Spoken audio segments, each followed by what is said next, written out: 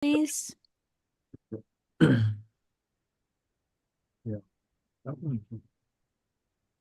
You are live on Channel 8 and YouTube. Excellent. I'll call this meeting to order and we'll start with the Pledge of Allegiance. Pledge allegiance to the flag of the United States of America and to the republic for which it stands, one nation, under God, indivisible, with liberty and justice for all. Okay, we can start with taking a look at the minutes.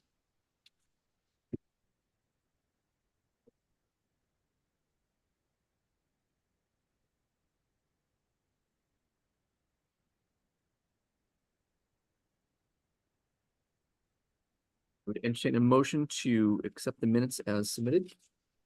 I'll make the motion that we'll accept the minute as written. Second.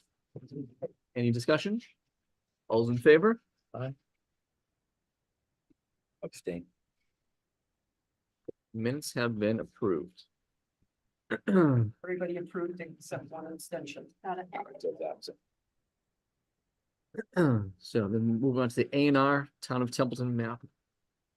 That's On Zoom, we have Jason Korb, Matt Zoller, and Carla Chafee representing. And it's actually the town doing it. They can probably answer questions better than I can. sure. If Just- someone would like to representative of the town, That's me. that is you. Okay then. Well then. I am jack of all trades, master of none. My goodness, switch hats. Okay. All right, so there is a piece, a parcel 407. And somehow, some way, during the whole process of the comprehensive permit, it was excluded from the original packet. What we're looking to do is an A&R to include a piece of it to go with the trestle that is currently on the property, which Matt and Jason can talk about, but using it as a point of interest. And the town is, Adam has signed the paperwork as town administrator, and it will be broken up differently. They'll be using only the piece on this side of the river. And then on the other side of the river, that may go to different future properties. So who currently owns the land? Templeton, So is it just being transferred from?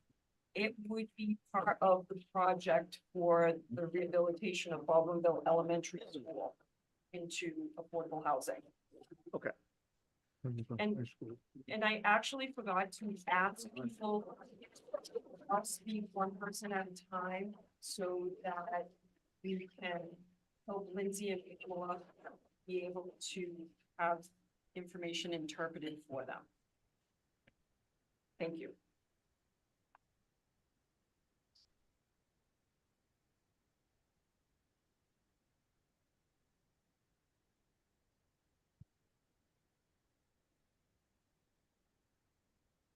So the town currently owns the land. It's being transferred to the developer. Everything goes as it's supposed to with the comprehensive permit, yes. Has the permit been approved? Oh, the comprehensive permit was approved quite a while ago. Funding and everything is still happening for the project, so it's just a small piece of it. And Carla, anybody, feel free to pipe in if I'm saying something wrong. No, Lori, you got it. We're just looking for that section 402 to eventually be transferred with the rest of the land that will be transferred to the development team in order to undertake the approved project. And what's This parcel will actually have, I think, full public access. It will be the extension of the trail in the river overlook that we're constructing. This was just sort of like a Scribner's error that we're trying to fix. You know, the town is going to be deeding us almost all of it, and then we realized there's a tiny piece that they won't be. Everybody wants us to build the overlook and finish the trail on this side. So that's what this is gonna allow us to do. So it's beneficial for the town. Not making any lots that are non-conforming, we're just adding on the backside of that piece of property. It's already a non-conforming lot, so it's gonna become part of the big. Not making it less non-conforming. Correct. That which is what the key is. Right. Anyone from the board have any questions? Any comments? Do we have a checklist to go through, or are we just voting? Oh, I didn't give you a checklist. I was the applicant, why would I? Why would you have that? I will go over one. Sure. Give me 2 You were minutes. the applicant, $300. Town. Yeah. You got my money, $300. Right, I'll write exactly. a check. Well, you're not creating a new lot, so I don't even think there is a. Hmm. You're not creating an additional lot, right? That's what do, it's 500. Yeah, I'm already familiar with what's going on there, so.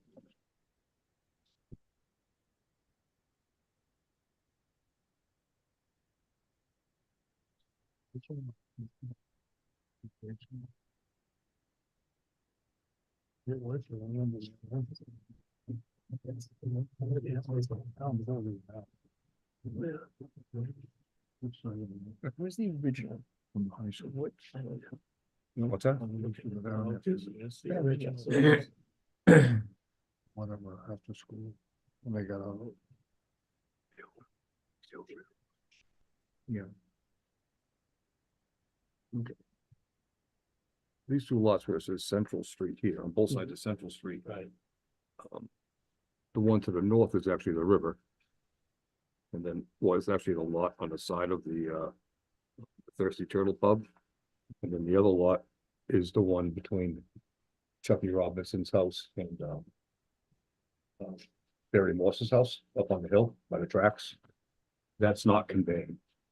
It's the parcels that are on. As Dennis would say, the high school side. On the high school. On the high school side, yeah. Okay. Okay. I'll give that one to you, Dennis. Used to drive, yeah, I used to drive across that trestle with my mini bike. Afraid of heights, it was just a focus, it just looked straight across and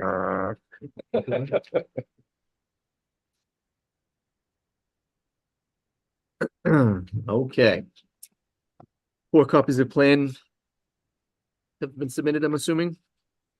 Yes, Excellent.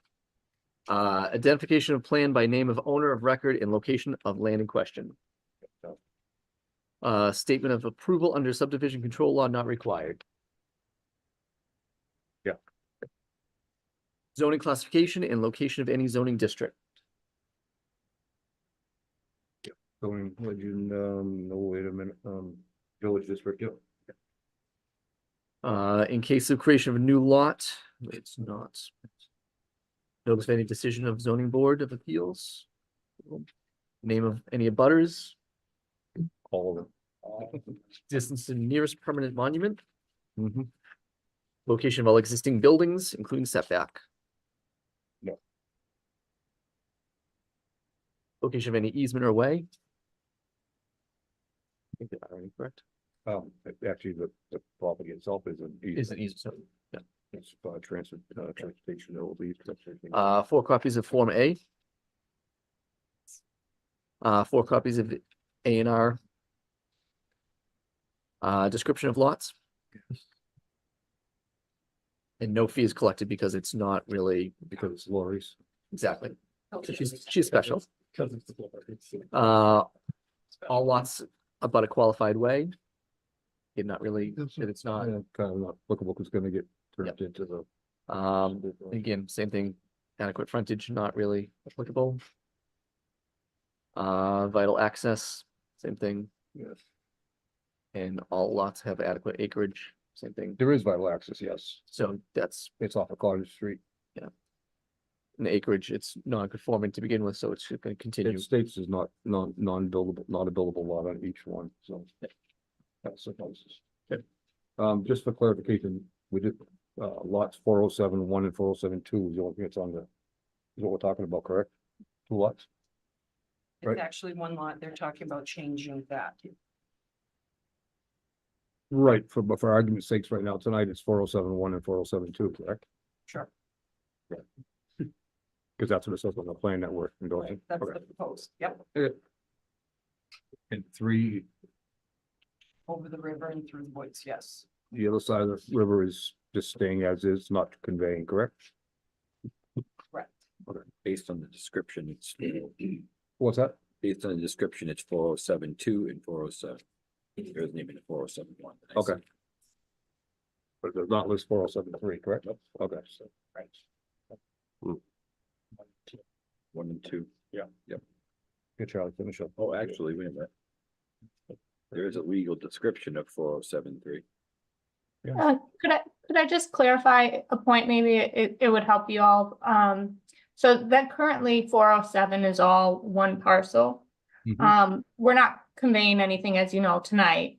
We're just setting it up so that in the future, that 4072 can be conveyed. And 4073 is the remainder that's going to be staying with the town. So this is just to kind of, as Jason said, fix it so we can transfer 4072 without touching the rest of the property that will now be 4073. Okay, yeah. So Thank you. at this time, I would entertain a motion to approve the plans as submitted. Can I have a second? Any discussion on the motion? All those in favor? Aye. Yep. Any abstentions? Excellent. So. Excellent. Okay. Thank you very much. Thank you. Thanks, everybody. Have a Have a good good night. night. Thank you. Good night. Night. That's that side. Well, since we're not here, we can do it at the end of the night. Yeah. If that's okay. That was my follow-up thought. Sounds good. So that's all set. Is the, all right. Is that right?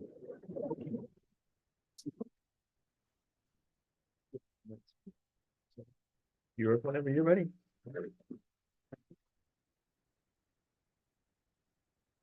All right, I'll entertain a motion to reopen the public hearing for the proposed Serenity Park of Baker and Cottage Lane. I'll make a motion, we reopen the hearing for the. I'll second. All right, motion's made and seconded, all in favor? Aye. All right, okay. Alrighty, I think we're gonna start with the applicants are here. If you don't mind setting up over there and do a small presentation. Okay, we just get everybody up to speed, what have you, and then we'll turn it over to Mr. Fliss from Maybe. Haley Ward. That's fine, thank you. I'm not just saying that yet. You do a sign-in sheet yet, Lori? Yeah, it was on the table. Okay. No, just make sure we do. Oh, okay.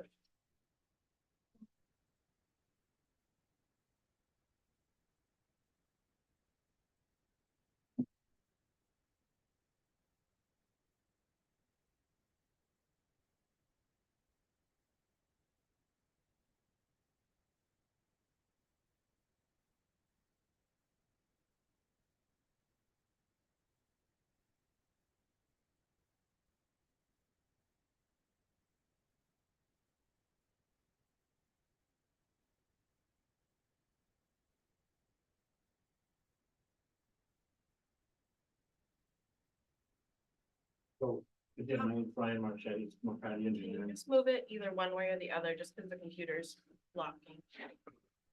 What was the last name again? Thank you. Marchetti. not Mark. Yeah, All right. Brian Marchetti, Marchetti Engineering. Here tonight on behalf of Earthland Development LLC. We were here before you, I believe on October 2nd. We filed August 29th for a manufactured home park. The parcel is approximately 29 acres located between Baker and Cottage Lane. This highlighted line here is the outline of the full 29 acres. As part of the development,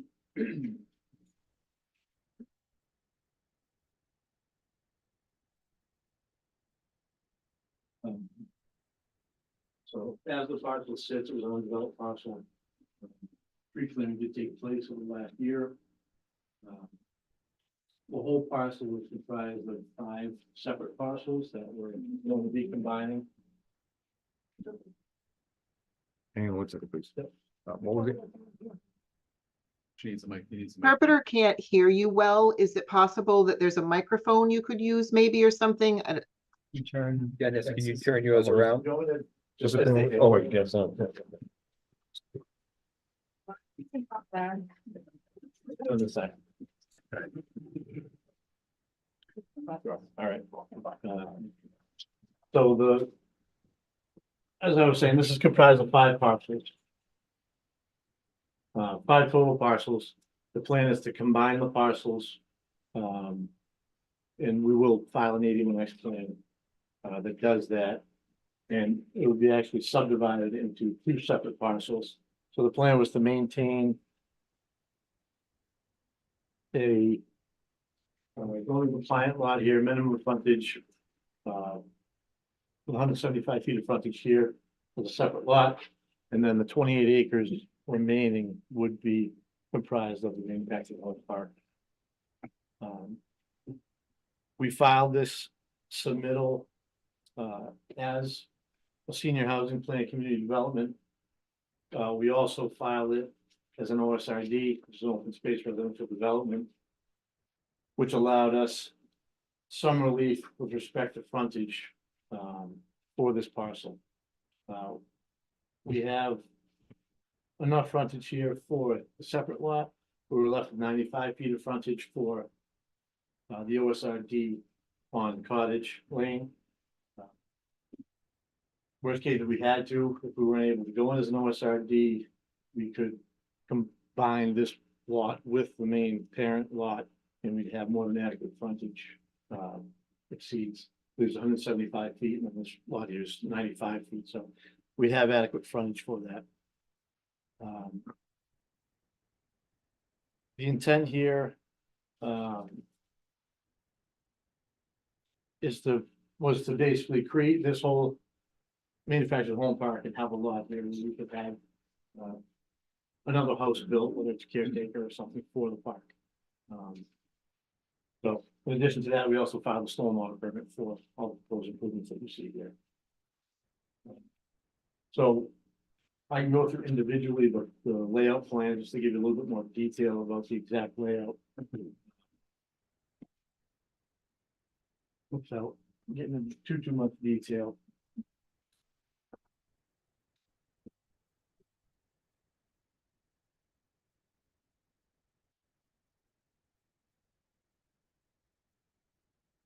We're coming off Cottage Lane as part of the manufactured bylaws, manufactured home park bylaws.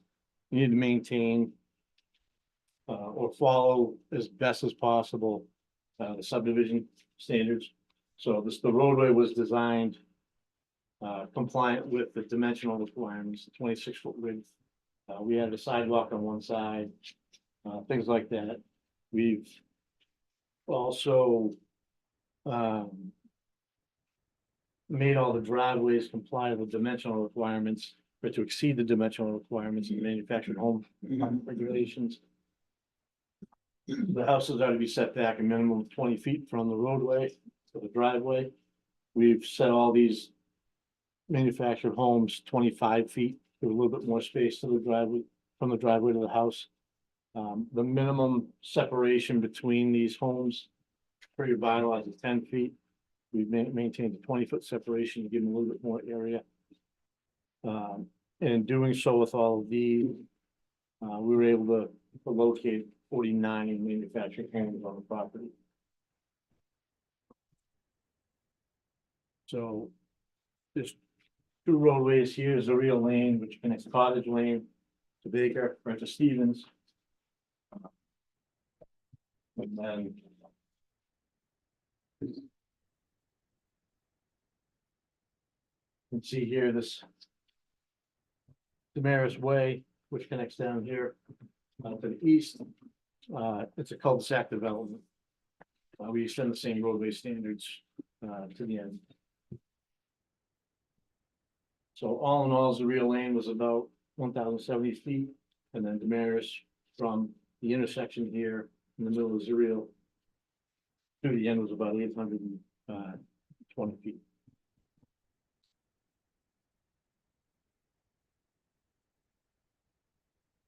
Stormwater wise, the development was designed to be in compliance with the general performance standards of standard stormwater and drainage design. So we used a catch basin system.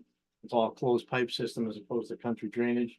So we'll be collecting all the stormwater runoff from the roadway and deep some catch basins, routing them through a pipe network to drain manhole here to an at-grade detention basin, an infiltration basin. We did do soil testing on site, so we have test pit within the location of both of our proposed basins that validates our stormwater design.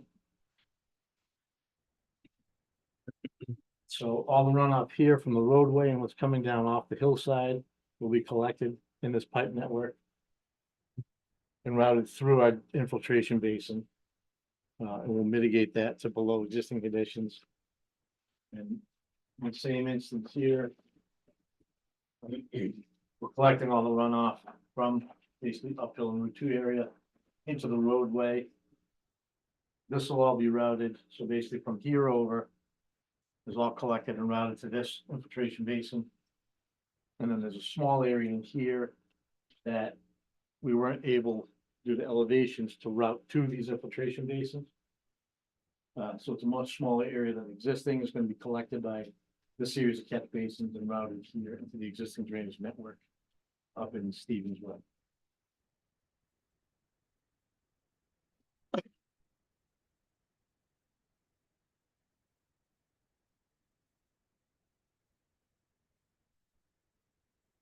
Utility wise, we're proposing to connect to water main up in Cottage, the sewer down at Stevens, and these will be routed to each individual unit with their own sewer service and water service. Electric, we're proposing to connect on both ends to the overhead. We'll run it underground here up at Cottage and down at the eastern end of Stevens. We'll connect as well to the existing electrical infrastructure that's located in Stevens. With respect to the utilities, we had preliminary discussions with water, sewer, and electric prior to us filing. And we were told at the time that sewer was available, there was capacity in Stevens, and water was also available. The correspondence I have, so there's an existing 8-inch water main that we're able to tie into to serve the project. We did attend a sewer commissioners meeting in early October, and we were asked to go out and pop the manholes at the last 2 manholes here in Baker and Stevens. So we measured down, we got the inverts, we got the pipe sizing. So that information we had, gravity wise, it works elevation wise, so we would be able to tie into that sewer in Stevens. That's basically the extent of the presentation. Since the October meeting, Haley Ward was employed with doing a review. We had the traffic study from Graz was submitted with the initial filing. So our did a traffic study review. When we were contacted today, and we were able to meet with Haley Ward this afternoon just to go over the comments. So it's kind of a good time to talk with Wes and Haley Ward to discuss what comments were generated as part of this review. We haven't had a chance, obviously, to make any changes or modifications to the plan since we just received them today. But we did start some preliminary discussions on how to address them. Okay. Very good. Wes, why don't we go? Are you all set with you right now? Okay, you can have a seat if you don't mind. Sure. And we're gonna let's just do his little reporting and we'll continue on.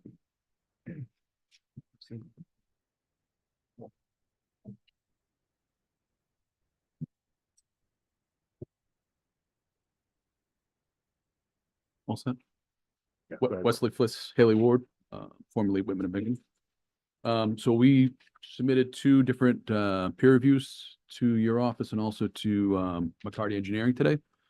One of them was from our office, which I'll go over second, and the second one was the Park Corporation one, which was the traffic peer review, and I'll go over that quickly. I didn't have the traffic engineer come this evening, and I'll go over that.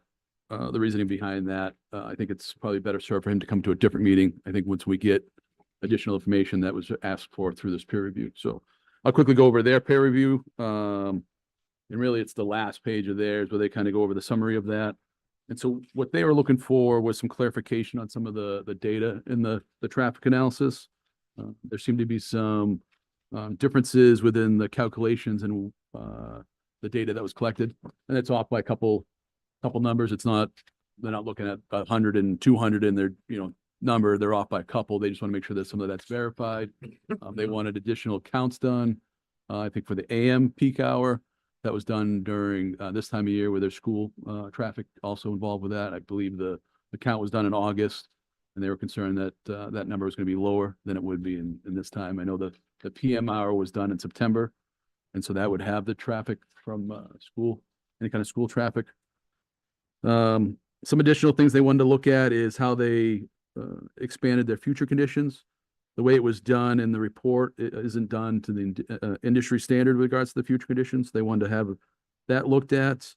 They wanted the data that was generated for future build out for this project to be done on the latest edition of the trip generation manual.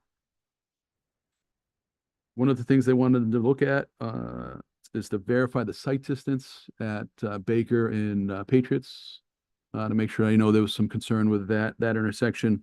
There was some talk about it in the report, but it wasn't very clear on what the actual site distance is there. And so they want that to be clarified and see if anything can be done if there is some issues there. They also want them to take a look at crash data for that intersection, just to make sure anything that the police department may have on record for those 2 intersections. I guess the information that they looked at wasn't from the police department. They just want to have that updated too, just to make sure there's nothing that the local police department doesn't have that would have different information on the crash data. And then the last thing is really there was no, the report had data in it, but there was no real conclusion to that, the traffic report that was submitted. And they wanted some kind of conclusion and maybe some recommendations if the data shows that there should be some recommended improvements done to any of the roadways around there.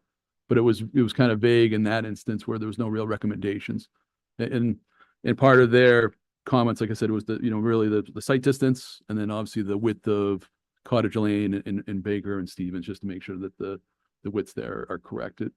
It talks about it, but it's kind of vague and in general, kind of general in that manner. So they just want to make sure that that's kind of hard and fast with the data in the report. Once that's done, they'll take a look at it again, make sure that if there's any recommendations made, they'll see if they agree with the recommendations, and then they would be able to come to the meeting, I think, and really have that conversation with the board if need be.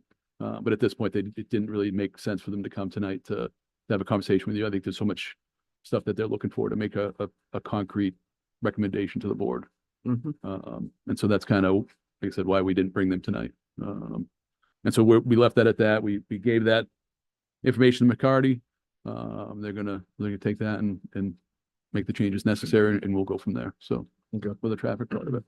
And I think, and if you have any other, I guess, traffic related items, I know at the previous meeting, it seemed like a lot of the issues that were discussed at the last meeting about traffic was given to our office, and we did forward that off to Park Corporation when they did the report. So I think they encompassed a lot of those issues that we were told about. So if there's anything that you see before they update their traffic, just forward that to Brian, and he can incorporate that too into any other additional traffic items in there. And Brian was here at the last meeting, so he obviously heard from the abutters on what the concerns are. So we'll go to our letter. And so as Brian touched on, we looked at it, the review in a few different ways. One being the zoning that the town has, one being the stormwater management bylaw that you have. The other one, obviously, with regards to the manufactured home bylaw that you have. Your manufacturing home bylaw references the subdivision control law So then it kicks us into that, and then just general engineering or general stormwater standards are really what we're looking at with especially with the DEP stormwater standards. And so a lot of I don't want to go one by one through the comments. I don't want to bore you guys to tears on a lot of the minute stuff that really is be added to the plans, and nobody's going to know much the wiser about a dimension here, dimension there. We just want to make sure that they add some stuff on it so that it meets your regulation, that, you know, your manufactured home regulation is specific on offsets and so forth, and other items. And we want to make sure that what's on there is on there.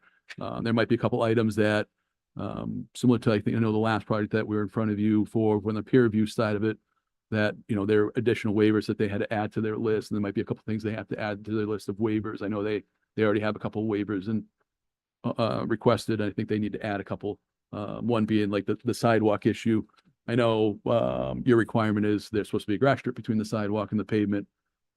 Similar to the other one, they don't have it on this one. They have the curb and then the sidewalk, similar how you allowed the last one. And so that's what they're asking for here, but just an additional waiver that has to be requested. So that's items that need to be added to the plans or added to a waiver request. Before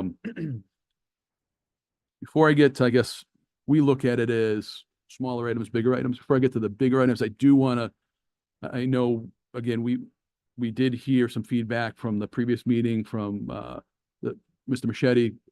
We reached out to him to make sure that we got at least some information from the last meeting to see where some of the concerns were from the abutters especially. And I know there was some concern about the stormwater out on the site. And so we did do a thorough stormwater review of this. We're asking for some additional clarification. You know, Mr. Machete talked about how they design their stormwater. In a general standpoint, you know, we agree to their methodology with regards to that. We just want to make sure that the information they give us is adequate. That if we say, okay, there's really no negative impact to the abutters between Baker and Cottage, then we can make that statement, and we just need a little more information for that. Or if they're saying there's no additional negative impact to the drainage system in Baker, okay, we want to make sure that's the case. And so that's what we've asked for, additional information for those things. Like I said, it's stuff they then give us the information for, and then we can check our list off as saying, okay, that information's there. But I don't think it's, you know, we talk about big issues, little issues. Those are, for our instance, majority of the information's there. We just needed a little more backup to it to make sure that we're comfortable with their analysis with regards to that. So some of the items I think that we want to bring forth to the board, and it's, I say procedural, but also items with regards to how the project, if you were to ever give a favorable decision on this, how to get to that point. Mm-hmm. And so the first item that Mr. Marchetti talked about is what they're trying to do, right, is create two lots out here, both really having frontage on a public way would be Cottage Lane, and then it would still continue to have frontage on the private way, which is at the intersection there of Stevens Lane and Baker. And so what they obviously want to do is create a frontage lot over on Cottage Lane. And how they want to get there is they want to use the open space residential development mechanism. So the one thing that we see as an additional item that would have to be granted from the planning board to allow that would be a waiver, because your regulation for the OSRD says that any new lots can only come off of proposed ways, not existing ways. And so the frontage for these two lots that they're trying to create is off an existing way. So that would have to be a waiver that this board would have to give for that. And I think that if you were to continue to move forward in a positive manner for this project, that would be I think the first thing this board would have to do is go through that OSRD process, is to go through that special permit process first to make sure that they have two lots that then now continue on in the manner of the manufactured home process. And there's additional information that they need to provide for that OSRD regulation. It's a lot of information that's similar to this process with regards to open space. They have to be a certain amount of open space that you have to have for the OSRD. One of the things they have to talk about is the basic maximum number, which doesn't necessarily apply to a manufactured home, but it's part of the process of an OSRD. It's work they have to do, but it's work that's going to kind of be wasted, I guess, if they want us to continue going that OSRD manner, because you're not going to necessarily do an OSRD the typical way you do it, where you're doing a cluster subdivision. You're just doing it to create the two lots, one for the caretaker of the property is what the intent, right, is put the single family house for a caretaker, and the second lot would be for the rest of the manufactured homes. and that's the only process you guys have in the books that could kind of work with a waiver for the frontage on an existing way. And so that's a procedural thing that if you guys feel comfortable doing it, then that's kind of how you'd have to, I guess, make that process first. So that would be a separate entity. And I know they did file, they gave us the application for it, but it was kind of, and I understand why they did it because there's not a lot to it, right? They're just creating two A&R lots. Mhm. And that's something that you guys have to make that decision if that's how you want to continue on, or if you want to not allow that additional A&R lot, really. So if we get into the manufactured home bylaw, and really it's,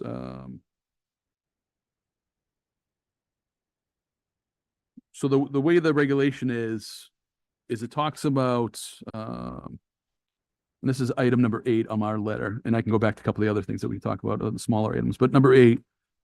So the regulation talks about, the street system shall conform to construction standards set forth in the rules and regulations relative to the construction and paving of streets in the subdivisions in the town of Templeton.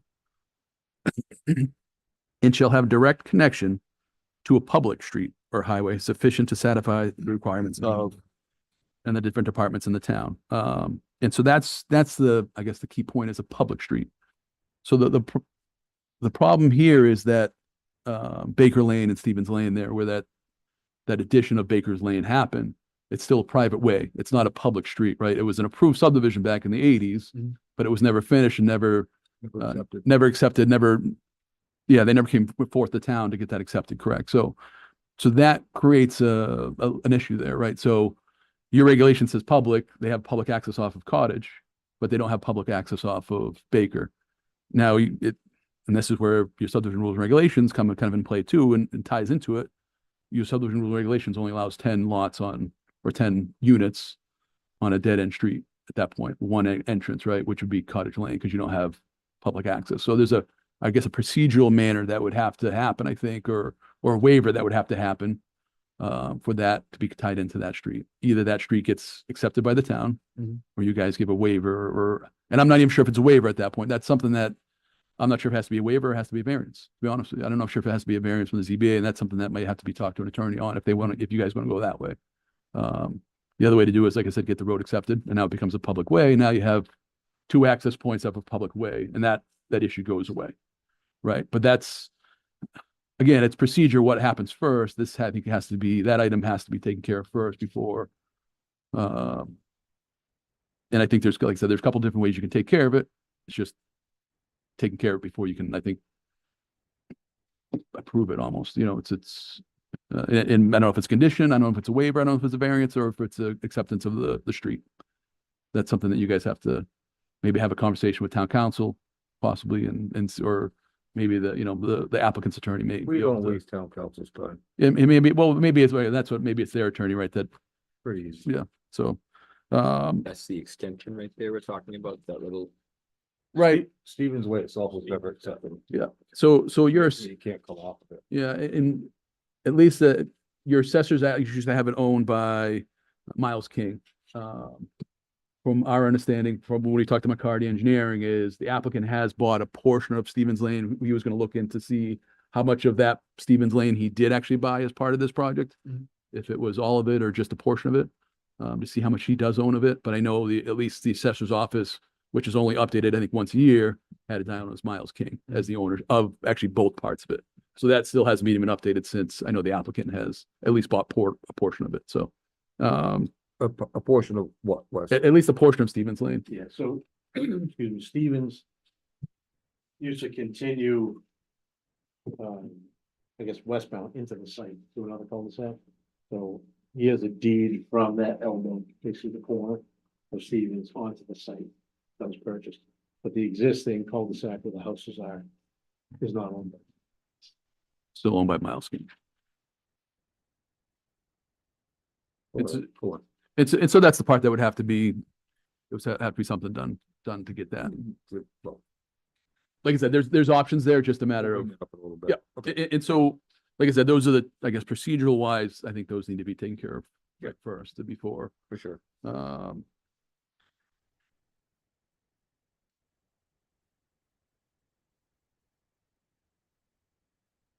One of the, I know questions I think arose, and I think I'm pretty sure it came even from the abutters too at the last meeting from what I was told, is the status of the open space. Right, part of this is there's supposed to be open space. The problem is that before this project came in, there was a forestry management plan that was done and obviously removed a fair portion of the trees. And so that was a comment that we have in our letter too. I think that's something that really, it's at the board's discretion, I think, on what you're requesting of the open space. I know in, other projects that you've had trails, some of them have just been forest. So that's something we put on down there, a couple different items, because a couple different places in your regulations, be it the manufactured home regulation or the subdivision rules regulations, it talks about open space and parks. And so that's something that I think some of the conversation maybe need to have with the applicant and yourselves and what you're looking for open space, because it's not clearly defined what the open space is, but it's supposed to be open space, right? And maybe it's just open space the way it is left now. And that's what it is, but that's maybe needs to be clearly defined, I think, on part of this process too. But those are the things that we don't define. It's not necessarily clear in the regulation what's supposed to be. It gives you options, and it kind of gives the options, I think, between the applicant and the board to kind of discuss those I have options. a question before I forget, and not that I don't write everything down, but were the drainage scouts done prior to the trees being cut or after, No, we did the drainage counts this fall. based on what's there now after the cut? No, so that was actually, that's one of my comments. Oh, So, okay. so actually, funny you say it, because there, Because you don't cut 1,000 trees down, they suck enough water and say, here's my those calculations are gonna triple. correct. So the calcs they did for existing conditions were done on Okay. fully forested. Okay. Not on what's there now. All right. So it's a conservative in manner with regards to Oh, the they didn't get your existing. report. And so the proposed, and that was the question we had, is proposed, what are they gonna do for the proposed condition, because there are Okay. trees removed, and that was what we talked about today as one of those items, and Okay, they're gonna look at the numbers and adjust that number for the proposed condition. All right. Thanks, Wes. Just to make, because we thought the same thing. Huge difference, yeah. Yes, yeah. Yeah, okay. And granted, we've had historic amount of rain this year, so it's tough to have a real look at where the drainage patterns are out there, because we have had a historic amount of rain this year. Yep. No matter where we are, right? But we also want to make sure we're doing what the industry standard is, and make sure that we're protecting the town and the neighbors, really, the neighboring properties, the brook downstream and the culverts downstream. Yeah. Make sure that there's gonna be a lot of ramifications from cutting so much. Yep. And preserving open space, because now you're gonna have a lot of noise pollution, what is gonna come through from the highway now, which you didn't have before, and it's gonna be wetter in the wet times and hot and drier in the summertime up there because of that reason. So, Yeah, and that's why we brought up the, I know you didn't cut the Position. trees, but I brought in after the. I wear my town of Templeton hat here, there's nothing else, okay? so, and I don't know, so we did have a comment down, regards to the existing utilities, because at the time they weren't labeled on the plan what the sizes of the water and the sewer were. I know, having a conversation with Mr. Marchetti, they does have some communication with the sewer commission. They went to the sewer commission and they did talk about the sewer, being sufficient, I guess, capacity for the development. There was some communication with the water, and I think did I hear you correctly? There's a letter from the water departments. I don't know, you want to read that in now while we're still talking about these items? You're talking about the new letter, Yeah, the one from the current superintendent? is that what you were just saying, Yes. Charlie? Yeah. Okay, that's what I thought, Charlie. Yeah. It was dated January 8th, so it just came in.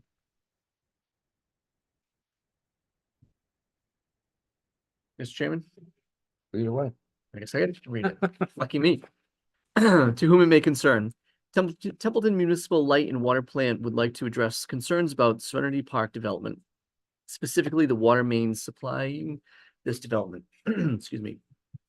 Serenity Park is proposed to tie into water mains on Cottage Lane and Baker Lane to make a water main loop, which does have advantages to water quality and fire flows. However, it is our feeling that the existing water mains are undersized and unreliable for this expansion. Templeton Municipal Light and Water Plant does not have a capital improvement plan to replace these water mains at this time. Baker Lane is a 6-inch asbestos concrete AC water main that is about 70 years old with high water pressure, approximately 130 to 140 PSI. The water main is approximately 800 feet long. There have been several water main breaks on this stretch of pipe in recent years, including the Junction T on Patriots Road.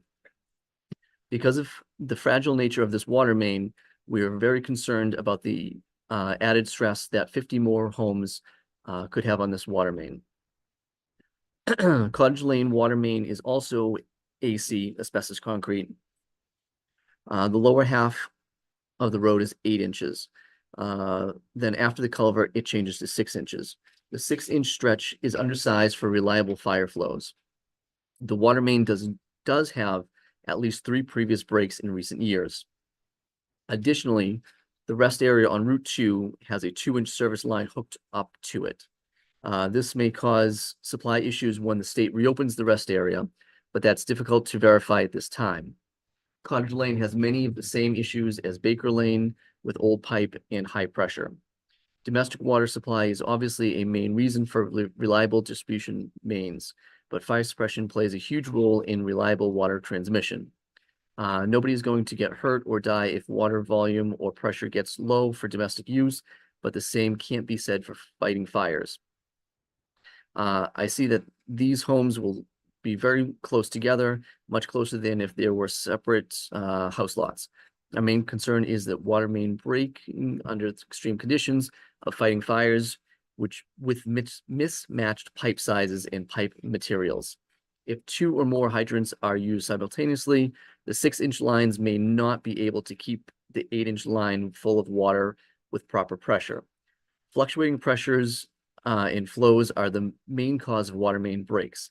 If one of these 6-inch lines breaks during a fire, it may have serious consequences. With all this being said, Templeton Municipal Light Water Plant does have plenty of pump capacity and storage to meet the demand of these new homes. We invite the revenues that this development would create with meter usage and connection fees. TMLWP looks forward to working with Earthland Development LLC. We hope to have communication and working relationship to address any issues that may arise during this process. Sincerely, Scott Swinger, Water Superintendent. Thanks, Joe. Of course.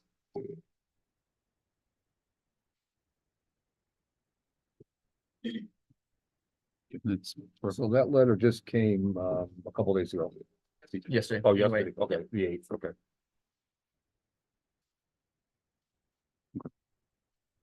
Yeah, and our comments are more general in nature with regards to the length of the dead end and so forth.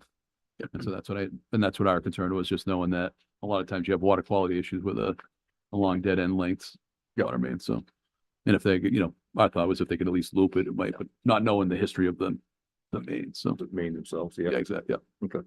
I don't know if you got a copy of this, but if not, we can get a copy for you. Do you have copies of that, Lori? You get them? Okay. Really? All right, what's?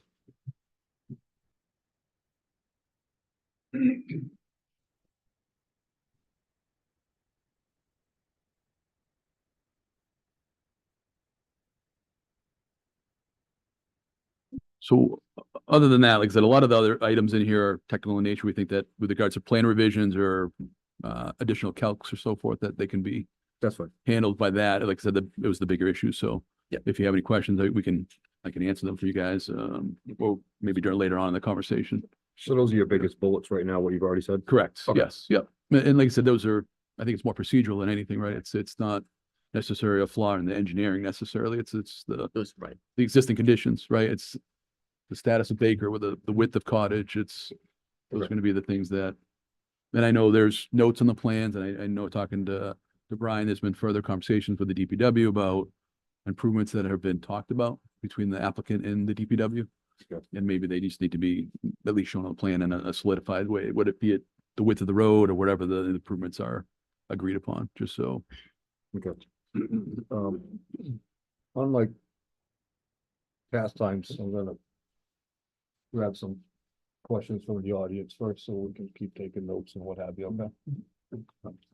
So, with that being said, I'm gonna field questions from the audience, just so everybody remember, just one person at a time, just direct them to me and we'll do the best to answer. You'll at least take it under advisement as to what we're talking about. Just announce your name and And go your ahead. address. Name and address, okay. Bill Vining, 12 Stevens Way. And they come up to the mic too. If you cannot get to the mic, can you please talk loudly? Okay, just talk loudly, or the mic, okay, either one. I've never needed a mic myself, but go ahead. Bill Vining, 12 Stevens Way. I know on his plan, he's got a portion of the stormwater drainage that goes down Baker Lane. How is it allowed that they can run it through private property? Because all that stormwater is gonna go through my backyard. And his backyard. Behind all the houses, right? Their backyard. Yeah. So I'd like to see it diverted somewhere else.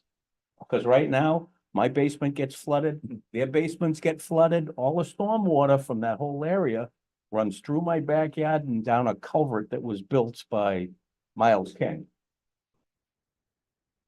And from what I've been told with the history, Miles King there was a lawsuit filed against him because of the poor storm drainage. Okay. So, Brian, anything you want to touch base on that at all, or? Yeah, so the way the Mass DEP regulations are written, the local regulations are written is in a proposed development, you're required to mitigate the stormwater and proposed conditions to less than existing. So the way the drainage system is set up, a significant portion of the development is intercepted. So if you look at the existing condition, what flows there today, it'll be less than what flows there when this is built out. but it's still going through private property. How is that even allowed? It's an existing condition that was built whenever the roadway was built. There was a lawsuit that was brought up because of it. I Because don't, it was poorly built. All right, I don't have that history, but as the regulations are written, we need to mitigate the proposed flows to less than existing. So the way this whole drainage system is set up is we intercept the whole, I guess, southeastern side and route it to the back basin. The majority of the whole hill coming down from Cottage and route it to the first basin. And then there's still a small portion of it that goes to the existing drain that's right at the elbow at Stevens. So, can you show on the Yep, plan where absolutely. where the water is proposed to be shed? Yeah. Yeah. Yeah. Yeah. Thank you. Yeah. I know, There is. So the series of catch basins here collects the entire roadway from here. Okay, Mitch, tell us what roads you're on, where you're at. So this is Cottage. And this is Baker. And this is Stevens. So basically from the Route 2 corridor, everything south of this location right here. So this whole area is collected around to this basin. So when we analyze the development here, we analyze the points on this end and on this end. So this was all collected around to this pond, and it's discharged to a lesser rate than what was existing. What is it discharged to, Brian? So there's, you can see here with the contours, this whole area here comes down, it follows a swale down here. So this all comes down through this section of woods, down to, I believe there's a culvert entry. Further on the place. But we're taking what flows here in existing conditions and we have to analyze it today. And we analyze that, when it was fully forested, as Wes said. And now we're taking all this and routing it through an infiltration best management practice, which is our infiltration basin here, and letting it out slower than it is released. So this flow is controlled. The flows from here all down are collected from this point here and routed it down to this base. It's released off the backside. So there's just a small area. So in existing conditions, there's a good sized area here that flows into this drain right here at the elbow of Stevens Well. And that system collects the catch basins in here and routes it down through within Stevens Way. And then it discharges out here. isn't a public way, but it's intended to be. And it discharges out back here, and from there it discharges and runs, you can see the contours, it's swelled out behind the backyard. Where's the other discharge, end up? This, That water there, same here? all flows downhill to the big pond down the bottom of the Hill Road. Again, all this Oh, okay, water Deer Hill. released to a lesser extent than what's in existing conditions.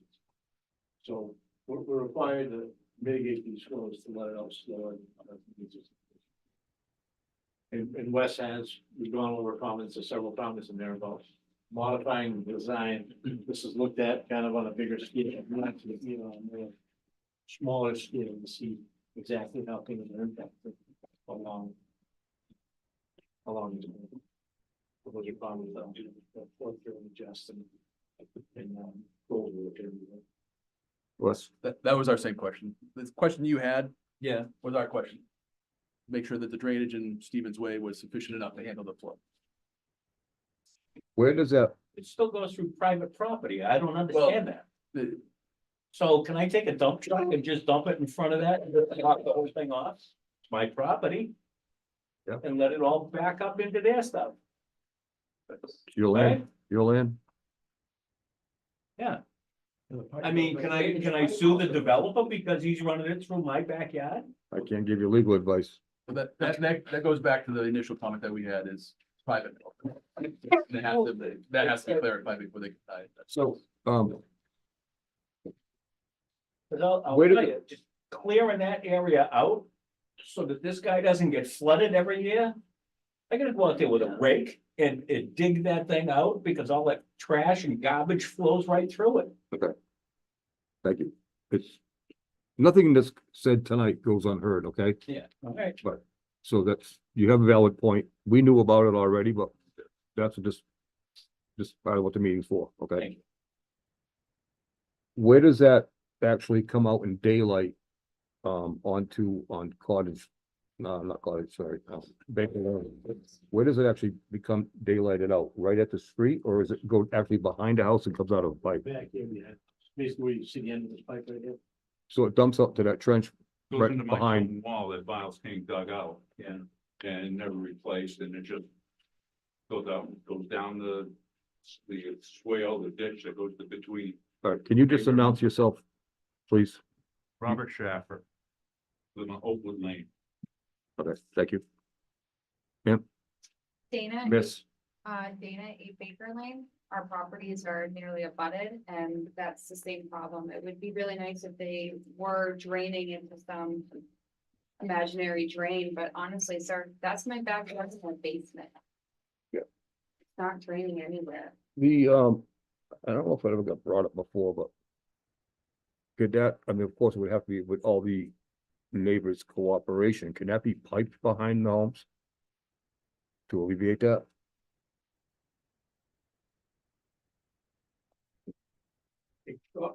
Anything can be done. Good, I just don't, I haven't studied downstream in Patriots to see where the flows could go. I don't know if there's a receiving water and head wall or drainage. Public infrastructure around it, further than exists. So it's something we're gonna have to, definitely take into consideration and give more thought to. Adam, Peterson, 9 Baker Lane. I'm just wondering, why wasn't Stevens Way ever accepted? It was because of the drainage. Am I correct with that, or? the developer never finished the project, yes. Yeah, which I'm pretty sure was the drainage. Soon, there was never any drainage and screwed everyone up, so. From what I understand, because it was prior to me being on the board. It Yeah, was- prior to, It was you being in the neighborhood, I don't. yeah, yep, But I think he walked away rather than fight it. yeah, yeah. It was binders, he put in catch basins, but they're tied into nothing. Like I said, they go through your yard and And back, illegal, and from what I heard, it should be tied in the Route 2A, which is the state drainage. There was nowhere else to tie it in, so. Yeah. If you start adding on to that, it's like, well, there was already a problem with 5 houses, now you're adding 50. So. Yeah. You know, if we solve the first problem, I mean, you could correct the drainage problem, not that anyone wants 50 houses up there, but you could at least alleviate the drainage problem. Because the first time they never did, what I see. You could also pipe it right straight down Yep, Cottage Lane, Baker Lane. behind side. Baker Lane, right. And- But where, I don't know where you tied in, maybe, yeah, out to daylight somewhere and. Well, let's say, so when it goes into a pipe, how far does it, where does it daylight from? Right behind the first house. Oh, right there, okay, so it's, Comes down to the pipe in the roadway. and then daylight, okay. Yeah. Goes under his yard and Okay. then goes out to an open brook. Within my stone wall. Yeah, Okay, all right, well, we, Oakwood Lane. Okay. And we've got the water coming like 10, 12 feet out of this ditch area now onto our property that floods it. 10 or 12 feet of water that's coming our way, plus all the neighbors on Baker Lane that are getting all the water that's getting in there. It's much more water than it ever was before. After that cutting was done, it's really bad. oh, I'm sure it is, that's why. I don't know if you have a water main and a drainage system down Baker Lane, if you redid Baker Lane to put water and drains in that system. But then you go to Route 2A, so then you have to deal with the state. for what- We don't have to deal with anything. It's a matter of coming up with a good plan that we feel works for the town. And if the developer accepts the conditions and he performs, if he doesn't, then nothing goes in at all. So we're not putting the gloves on with anybody. The project's place, I mean, I wrote the bylaw for these types of this manufactured home 55 and up. So I know what I expected, but this is where you have to judge every project by itself. So with here tonight, I know there was water up there, but we can't go after somebody because they're proposing something. We have to wait for it's proposed and we address it. We weigh out the merits and we vote and condition it accordingly. Has nothing to do with how much somebody's gonna spend or not gonna spend. Money's never a factor with just getting it done right. So we're here to hear all the concerns. As you can tell, that's what this hearing's for. We're starting the peer review, and this is what it's all about right now. There's no good guy, bad guy. Right now, we're just trying to say, is this thing doable? Is it doable based on all our conditions that we want? So, Good evening, Board. Bob Selznick, Director of Public Services in Templeton. hey, Bob. Just want to give you my little advice over in that area. Baker's Lane, if they were to think of tying into the drainage there, that pipe would have to be inspected. I feel that it's the old galvanized pipe, a lot of rotted out. Cottage Lane, that needs to be engineered and designed with drainage. And the road needs to be redone and widened with the additional traffic. 2 cars going up that road can barely pass without just about hitting door handles. People have door handles. Are you talking from the bridge up? I mean, from the culvert up? Or you On talking Cottage on Lane Cottage Lane? itself, yeah. That's kind of where it goes right down, right Stacy's house. Goes right down and there's a Yep. country ditch line. Yep. And a house that keeps messing with one of the DIs that needs to have drainage pipe and catch basins put in so we can widen that a few feet. Mhm. And again, all the way from Patriots Road all the way up. Would that be a good project? My main concern is all this water, that whole hill is very wet. School Street, all the water from Hula's down, it all goes down to Nyman's. And Nyman's floods out. Yep. So we have a problem down there. I just want to bring that to your attention in your decision making. That's where it all ends up. It all goes down to Nyman's, yeah. Yep. Yep. And that just recently flooded with this last heavy rain. And they're gonna keep coming. Yep. It's not gonna get any better. You're not gonna stop it. Nope. If you try, it's just gonna run down the street and do property damage. That's all. Thank you. All right, Thank thanks, you. Bob. Gary Roberts, Stevens Way. I have a question about this traffic. In Templeton, an area of 49 houses probably would almost have its own zip code. They want to put 49 houses in this little area where the only way in and out is two of the most narrowest streets in town. And the traffic they did, well, you can multiply it by almost 200 because the vehicles going in and out from 49 houses, not to say deliveries, ambulances, fire, it's a 55 and older, it'd be gridlock on those two streets, day and night. You would never get that kind of traffic on those two little streets that do not support 49 houses. It doesn't even support what we have now, let alone one of them is the most dangerous intersection to go in and out of. So whatever they're doing for studies now, if you multiply it by 100 or 200, then you'll get the accidents way up when you have 200 more cars coming in and out of there all day long. It's a nightmare that this is even being proposed. Okay, what is you said you're still working on a traffic study, Wes? What do they end up with vehicle trips based on the 55? You call, Brian?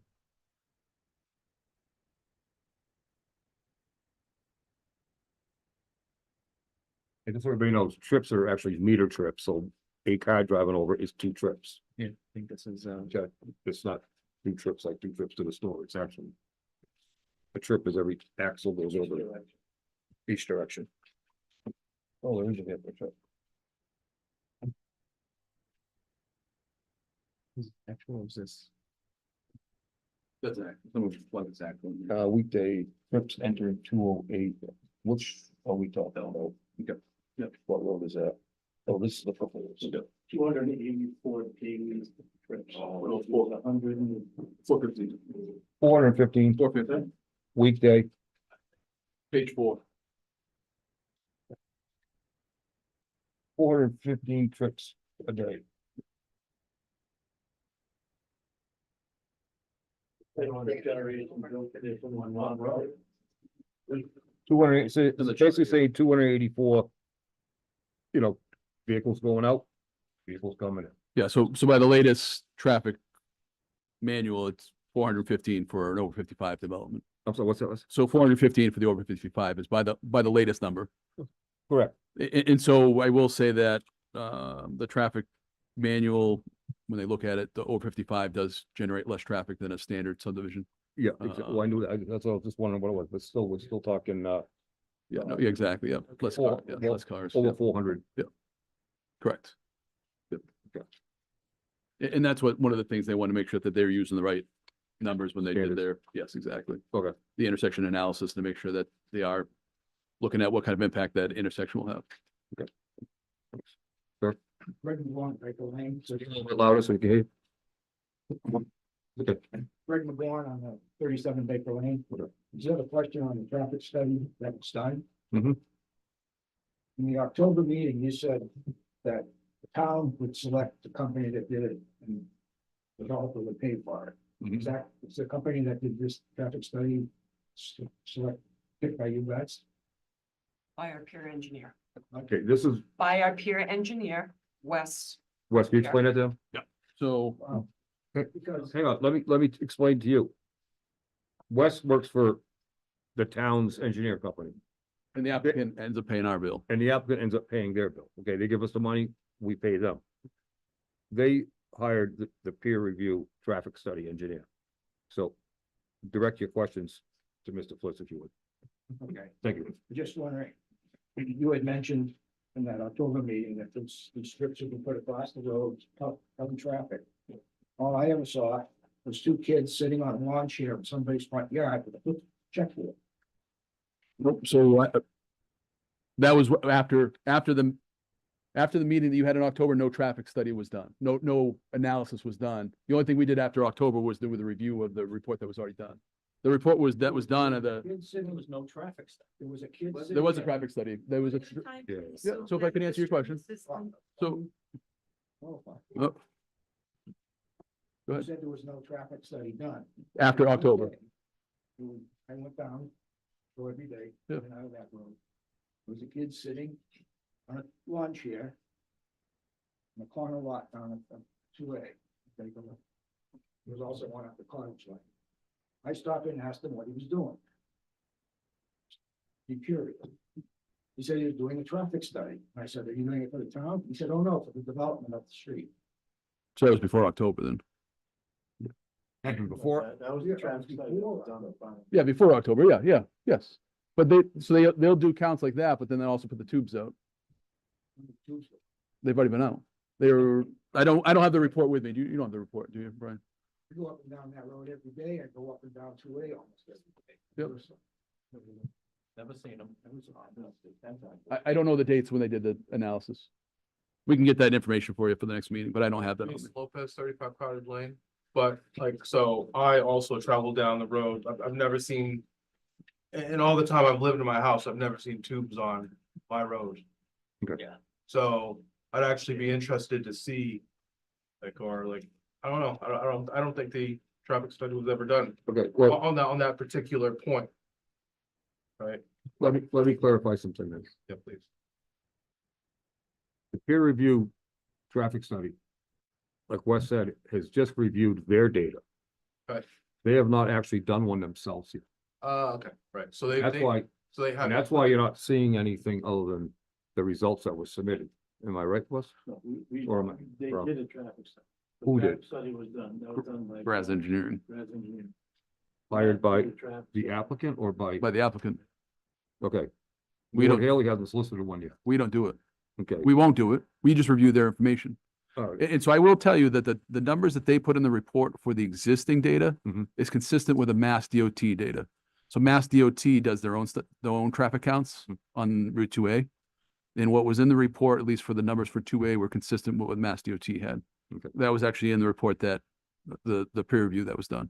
That's something that Power Corporation does look at to make sure it does look consistent. Because they want to make sure that nobody's fudging it from the numbers, right? So Right. they looked at what Mass DOT collected on their own counts to make sure that was consistent with what Graz Engineering had collected. Well, we may still go one step. And so Graz Unless you have another Engineering was question. back in 2021.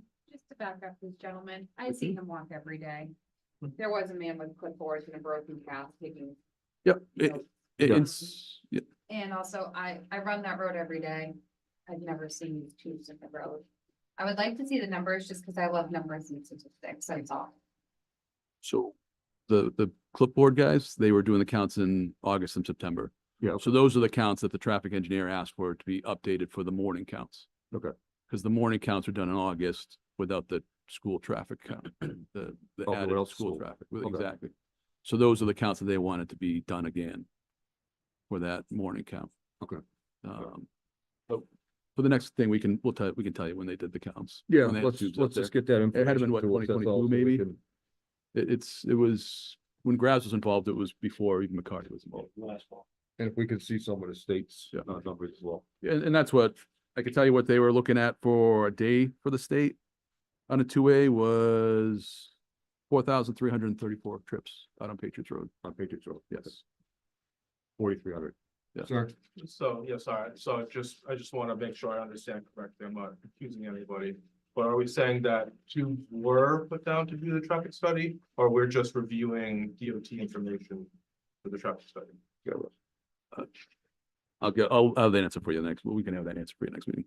I'm assuming it's DOT information and the traffic count from the people sitting there. Right, so but he did the traffic study, right? No. Not Okay, yet. all right, so that, I'm just trying to The clarify. engineer for the applicant, Okay, as part of our submittal package with the plans, we have to file a traffic study. Raz Engineering did the traffic study. That's what I filed with them. That was Okay. not done. Not him. Tubes in the road, that's not it. okay, So the town hired Haley Ward, who hires a traffic consultant to review our traffic study and then back ours up with data. And part of this review, they determined that they want additional information, they want more stuff. There's other stuff that we need to provide. point taken, sounds we're not like- gonna, we're not gonna keep going on the same side. Jerry, you got one more? Does it say what year this, DOT was done? Is it 5 years ago, 10 years ago? 1980. 2022. 2022. 2022. And that's on Patriots Road. Okay. And so they do counts on all their major roads, I think almost every other year. Well, I know they did because of the rotary Yeah. coming in down the street. And actually, that's, yeah, they probably have more That would information be the because of most that. accurate Yes. data. Yep. But because I know they had to do it down here. Yes. So let's see what we can get in for the next meeting anyways, and so everybody make a note of it. Okay, I'm gonna go to the board now. Anybody got any, questions? I got a slew of them, so. Do I get to go first? Anybody else want to go first? Okay. All right, okay, I already asked first on the tree cutting. That's definitely screwed up the drainage calcs, huge concern. We need real numbers, we need new numbers on that, because that's. Throw those other ones right out the window. Me, I'm just one member, mixing this OSRD with this other bylaw. To me, I don't like it. I think we need to, if he wants a project up there or a chance for a project, I think he should focus on the project at hand and not try to slide something in. If he wants to use the frontage lot as a separate lot, go ahead. It's not going to be combined with the property. I mean, this is going to be a private project owned by a private corporation or a private entity. I don't see no need to cut off a separate lot for a so-called caretaker's house. He wants a caretaker, build it into the project. Because having a separate lot saying that's what, I don't care who lives in the house. He wants to build a separate house, build a separate house. Care less where the guy parks his lawnmower. But if it's part of the project, it's part of the project. That's just me. Okay, we get the separation from the homes. Thank you for doing that. You add a couple feet on that. The Stevens Way issue, I know we need some answers on this pretty quick. Mine are pretty simple. Finish all of Stevens Way the way it should be built and get it accepted by the town.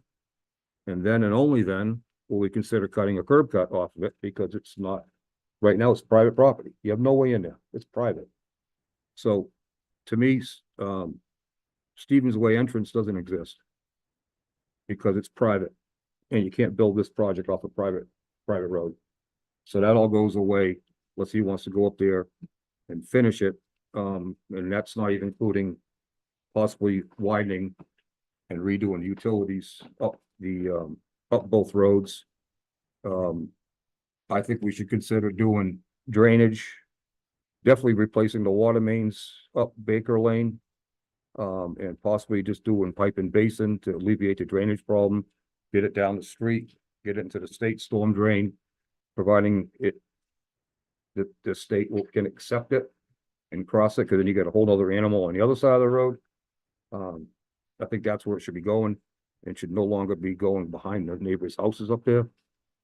Give them back their land. I know Mr. King turned it into his own personal waterway. So like a luge run up there. I've seen it. I'm not blind to it. I've been on the planning board. Let's see, I only came on for one term. That was 25 years ago. So I've seen it. I've been in your backyards. I've seen the water. But we as a town never had a chance to fix it because we never had the money. And just so everybody knows, the old way of doing subdivisions, they had to put up $1,000 bond. I mean, where's $1,000 go today? It goes absolutely nowhere. Today, you do a subdivision, you bond the whole thing. If it's $1 million road, we want $1 million. And that's the way we hold it. So I can't apologize for the town or whatever. That's just the way, that was the old way of doing things. Now we have a new way of doing things. The traffic counts we just discussed, and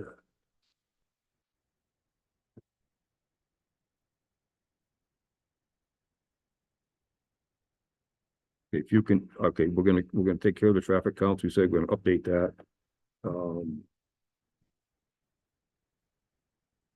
There's a lot of things that I know that need to go back to the developer or through the engineer, of course.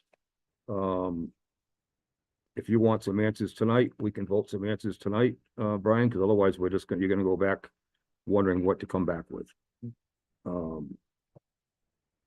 I don't know if we should get, I think we've got enough input from the water department. The mains aren't sufficient. And you're not gonna do wells up there. Cause you got town water accessible, you need fire protection in there, so why would you put a water main without fire protection? I mean, without putting domestic services in. So when it comes to water, with that many homes in there, you need it.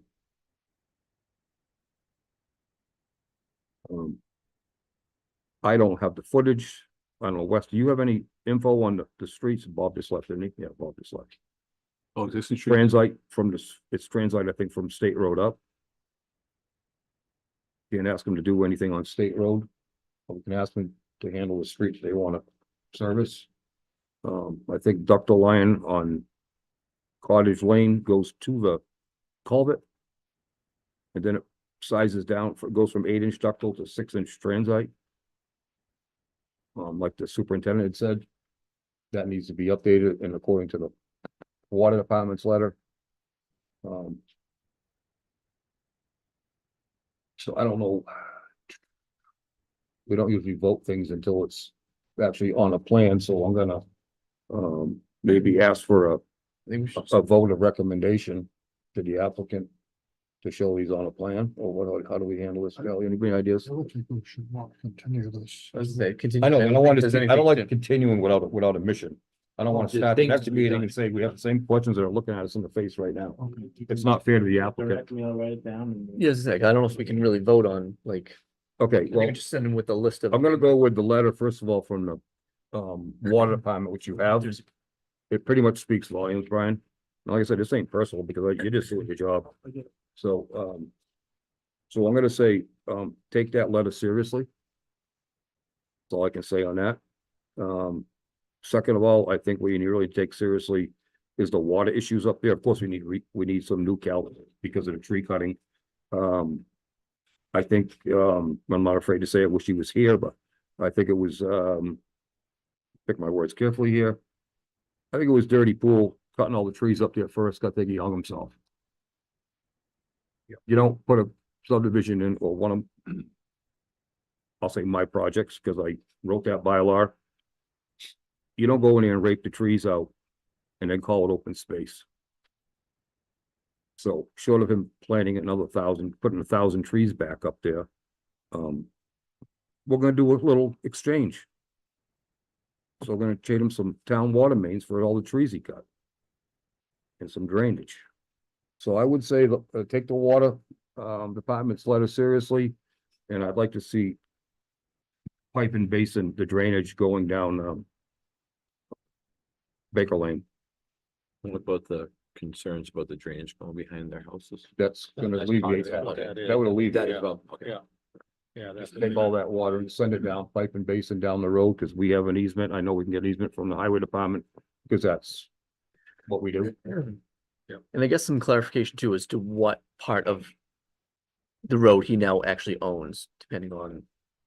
Still, do we know exactly to what? I looked at the deed, so. The. Even on your assessor's website, it shows basically this cul-de-sac, and the one side comes into the cul-de-sac here. So that was another subdivision road. So that was. I'm lost, I'm lost again on this plan. Where is Stevens Way? This here. Oh, Baker Lane's up on top. Baker. Okay, I see. Okay, sorry. Right. All right. Yep. Baker and Stevens. Yep. Baker ends up at the end, right? At the Right elbow. where the grade is. No, At the elbow. Right there. So, all right, yeah. So my line's down here now, but this Stevens Way continued to another cul-de-sac. That was Stevens extension. Well, but that was a separate parcel. So we're, The piece you're talking was Stevens extension. Yeah, and that parcel was conveyed to. Okay, so they had. Was it Baker's Lane Extension and Stevens Way is just once you turn the corner and go straight to the cul-de-sac? That's what you're saying, this is Baker's. Yes. And then this is Stevens. Right. Yeah, there was a. They never built the second half of that. I'm aware of that, but I remember the last house on the right up there on Baker Lane. Oh, that's the existing home now? This is the existing bridge. Okay. Oh, that's your house? Yeah. Wasn't Everhart's up there the last house, or that wasn't? Before him? Okay. Yeah. Chris Hackett, 28 Baker Lane, that was the last, the Baker Lane, that was the last road, it was 28 Baker Lane. 28, okay. So 28 Baker Lane is where originally Baker Lane stopped. And then Okay. they continued from there. All right, so the services, and then I think we need to also take into consideration what the superintendent was just saying about the width of those roads going up through. So I think a lot needs to be, So we had preliminarily, earlier in the fall, had conversations with, well, yes. okay. And, again, this is Yeah. a while ago, it's not now, but Yeah. he had said, he was agreeable to the applicant finishing Stevens, grading, paving, drainage, finishing this, and then widening the road from the culvert on That one, Cottage Yep, to 20 feet, up from the culvert. And he'd be agreeable to letting us connect these roads. okay. So, Back to discussion. so it is, so, but I think the board's gonna, the only way that's gonna get, you're gonna be able to get in there, Brian, is on the town road, and the only way it's gonna get done is if that road, that subdivision gets finished. And it still has to go to town meeting to be accepted. If it's not accepted at town meeting, you can't build you can't build the project. It's the only way it's gonna happen. You're saying he has to finish Stevens way before he even goes to the next step. Yeah, or at least gonna bond it, where if he doesn't, we fix it, we do it ourselves, the town, we as a town. But it'll be a hell of a lot more than $1,000 bond again, I know that much. Gary? I have a quick question about, if they're wanting to widen the roads, it's a private thing that's going in there. Are they allowed to take everybody's property to widen the road? No, the actual layout of the road is already established. Right. Everybody owns right up to that. If they want, a No, lot of those. no, you signed off on that when your house was built. As far as, because you were, What about Cottage Lane where it goes real narrow? well, we're gonna have to find out exactly where the town's the town's footprint, in other 33 words, feet you have? where did Baker Lane Yeah. end? I mean, sometimes it's Cottage. surprisingly in your favor and against you, so we need to find out what the footprint is Yeah. that they have to work with. I don't, but the applicant does, and that's just done through deed research. Wes? So on that was one of the comments on the traffic peer review. And what they are looking at is, I think the right of way at least shown on the plan is like 33 feet wide. Okay, And so so it's sufficient. they're gonna have to get maybe a little, It's a crappy situation, Yeah. but you can, Yeah. versus what you have right there, you swear it's 12. yes, You know? I think we were measured, what, But- It was 18. around 18. 18, so almost twice as wide as the footprint, so you could definitely make a satisfactory road. Taking into consideration, we're doing away with all the water problems and the sewer problems, I mean, we need to. Let's see if the applicants even, wants to go that far is the project worth that much to do? So, and like I said, it's not dollars and cents, but we need to give Mr. Marchetti? Marcia. We need to get Mr. Marchetti. Give him some direction tonight, because otherwise, like I just mentioned to Mr. Rich over here, otherwise we're coming back the next meeting, and we're just gonna start talking about the same stuff again, so let's get some direction now and to move forward. Does anybody else have anything else to add on to my file? Dennis? I have concern about the ratio of housing to the open space. Well, I'm glad you brought that. What exactly is that? What is the acreage footprint? So it's Remember it up there. So it's 30% open space for 28 acres, so. What concerns me is that thank you guys for bringing that up, like, that's what was looking on my paper, I didn't write down. Is that by cutting all the trees, it kind of takes away the whole intention of the open space. So what are you showing right now versus footprint of considering pond? So Okay, not counting the trees being disturbed area, because it is. Yeah. But the footprint, including everything in there, stormwater, houses, proposals, pipes, drain base, everything. So everything in there, the requirement is 30% Right. development, 70% undeveloped, which the undeveloped is the open space. We're at 30.8% with our limit of disturbance on that lot. Yeah, 30.8, so it's right, you're right on, right on. the And mark. it was stormwater tweaking the basins, which put us at that 0.8 over. That was one of the waivers we requested, because it's not roadway and house is putting us over the limit, it's stormwater. That's You got not, more of that. that's not including any of the state property. No, just their footprint. No, just Just the that- footprint within the 28 acres, It's 30 to housing and 40, 70. 30 to 70% open space, 30% developed. And now that if we're not combining it with an OSRD, we add that extra acre of open space for the parcel, so we should be under that 30. How far in does that ledge run from the Route 2 in? I don't have. Certainly is gonna affect your drainage. Why do you think so much water comes off that hill? It will, but the way the roadway's been laid out is we're basically activated. And Is that we're, probably the second highest place in the Yeah. precinct of East Templeton? All the water is gonna drain right down into the other area. The ledge part of your lot isn't gonna absorb any water. no, that we did test pitting in the locations of our stormwater basins. And determined we test pitted other areas too, and these areas, groundwater was at 3 to 6 feet. The modeling in the soils, and it was a sandy soil, like the locations we picked for these basins were more suited than others. How far away from the airport road is that lower basin? I don't know. From where? Deer Hill Road is Lower right. basin. Oh, it's Deer Hill Road. I thought you said Airport Road. I'm like, what? Airport road. Deer Hill. I mean, Deer Hill Road? Huh? You talking about Airport Road? But that third area runs almost down towards that. Deer Hill Road is right behind. It'll run down to Deer Hill Road. Right. Well, that basin is gonna be set parallel. Pitches to- that way too. Yeah, I'm assuming you're talking about this. That's Deer Hill Road. And it pitches down towards Deer Hill Road. It's all downhill that way. Yeah, too. that's right. It all runs down towards. Yep. And that's- It's designed to mitigate it to less than just. Let out Deer Hill Road. Right. Aren't all your numbers flawed because when they. They need to be redone. You know that, yeah. Yeah, they're redoing. We're gonna revise them. Okay.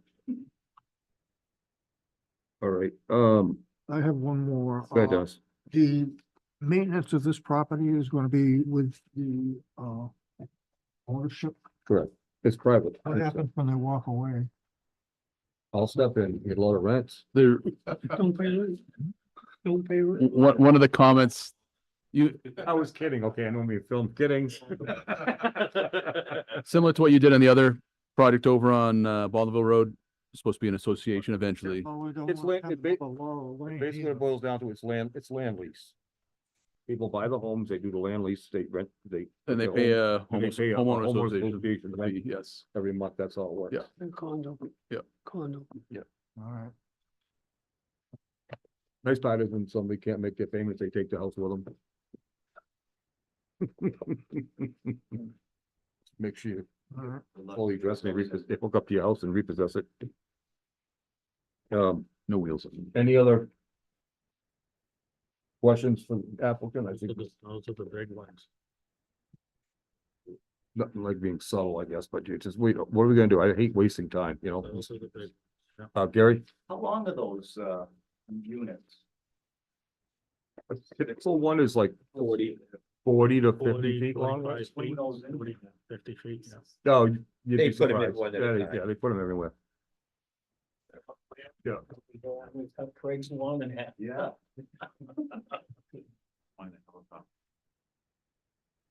Water park might be cheaper. And revenue generating.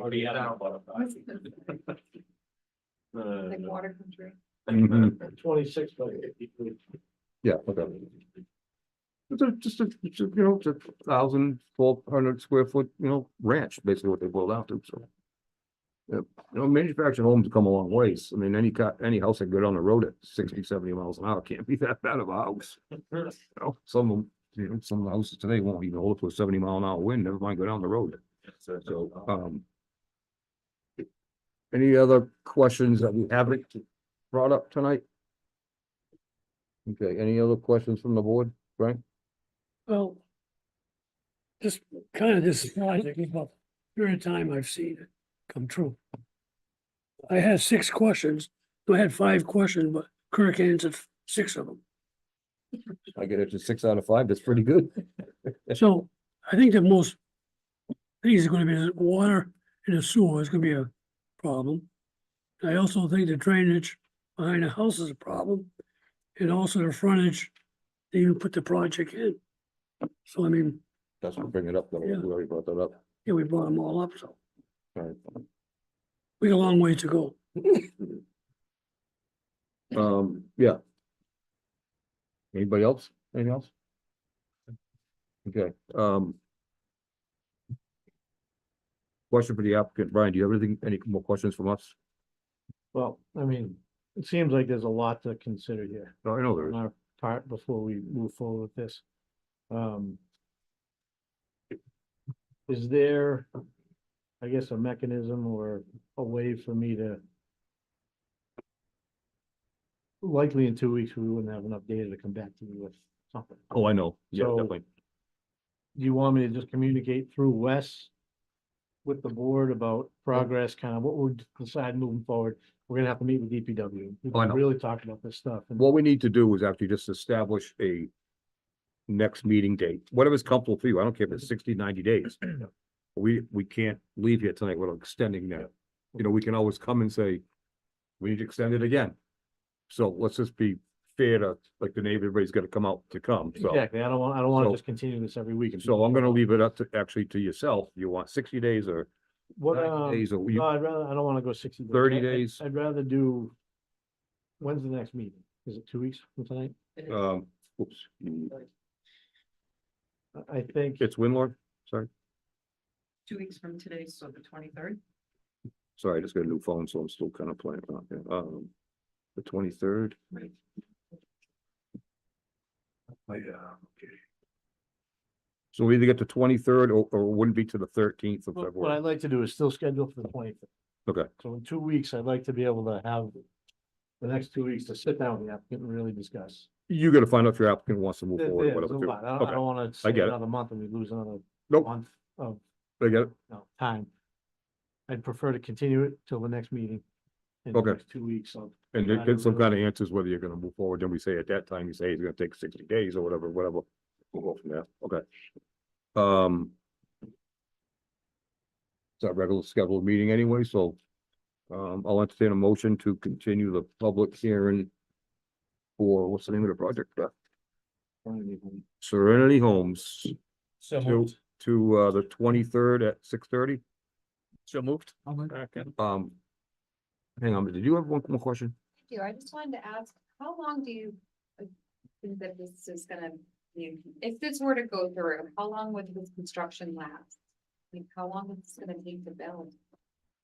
It's a loaded question, because depending how fast you can sell the homes, like any subdivision, There- actually. It's a lot of earthwork to prep it, and there's not a lot of building construction time. Yeah. So if they were able to prep the road and stuff in a year, realistically, if they're selling homes to that whole time, it's as fast as they can bring the homes in and hook them up. So I would say likely it would be more than a couple year process. But it's also likely it wouldn't happen start even for a year because of all the work that would need to be done prior. And Or, if there's utility work, we have to connect, working through Mass DOT and the roadway, it's another permanent process. nothing's moving fast. Right, I was just thinking, just once, if it were to start, how long are we in for this? But we would set construction hours down, days that'll, so you guys aren't listening to, The logging trucks. yeah, I bet. But I can mean, already hear Route 2 very clearly, so I'm like. I'm so sure you can when hear it better now too, can't you? Yeah. It's joyful, Yeah, so I'm just wondering how much longer this is gonna go. it's a hard question to answer, but, at least we will actually set, work hours up there. Weekends, holidays, that kind of, everybody has the same rights, everybody in this room, okay? Whether it be the applicant or you or me or anybody else has the same rights to do as they please on the land, as far as get the permits and so on and so forth, so. We can't discriminate against somebody because it's in my backyard, But I'm not trying to be disrespectful to you, but we have to respect, a developer's rights as well. At some And point, like it's- your house is built, somebody else's house is built, it's all. But I will tell you this, it ain't happening tomorrow. So we got some time. Oh, everybody's got some time. We're gonna do it, it's gonna be done right and do the best we can up there. All right, did I have a motion for that? Yes. And seconded. And seconded? Okay, all in favor, continue the public hearing to the 23rd, 6:30, okay. Okay, the public hearing is officially continued. We're not taking any more information because we just continued it, okay? So, oh, wait, no, I didn't actually, we just picked the date. So now we need to vote to, continue closing public, No, we don't close. no, it, we we don't, no, we don't just- close. Okay, so we're good. It's Yeah. already continued. Okay. I stand by my first words. Thanks for coming, everybody. Appreciate it.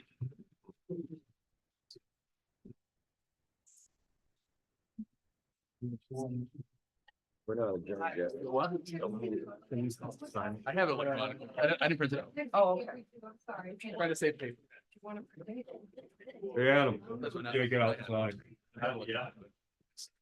Yeah. See you later. Question would come from the cops. Yeah, you know, okay, wanted to make sure you got it. Oh, a lot of houses up there.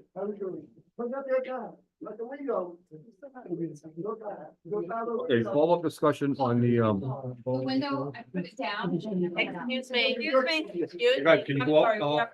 We're still in a meeting. We're gonna continue, okay? Thank you. No, it's fine. Thank you. You don't have to, you just can't talk. You're welcome. Thank you. Have a good night. all. Thank you. The window down, it never went back up. I know.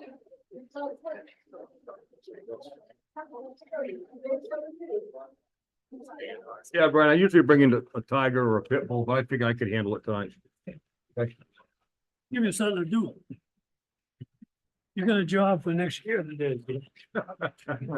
All right. See you later. Thanks, man. I think. This is not what we're signing, we signed. Except Brian wants to close that door. Yeah, we have to sign. Or do you want to go on this? Don't write it.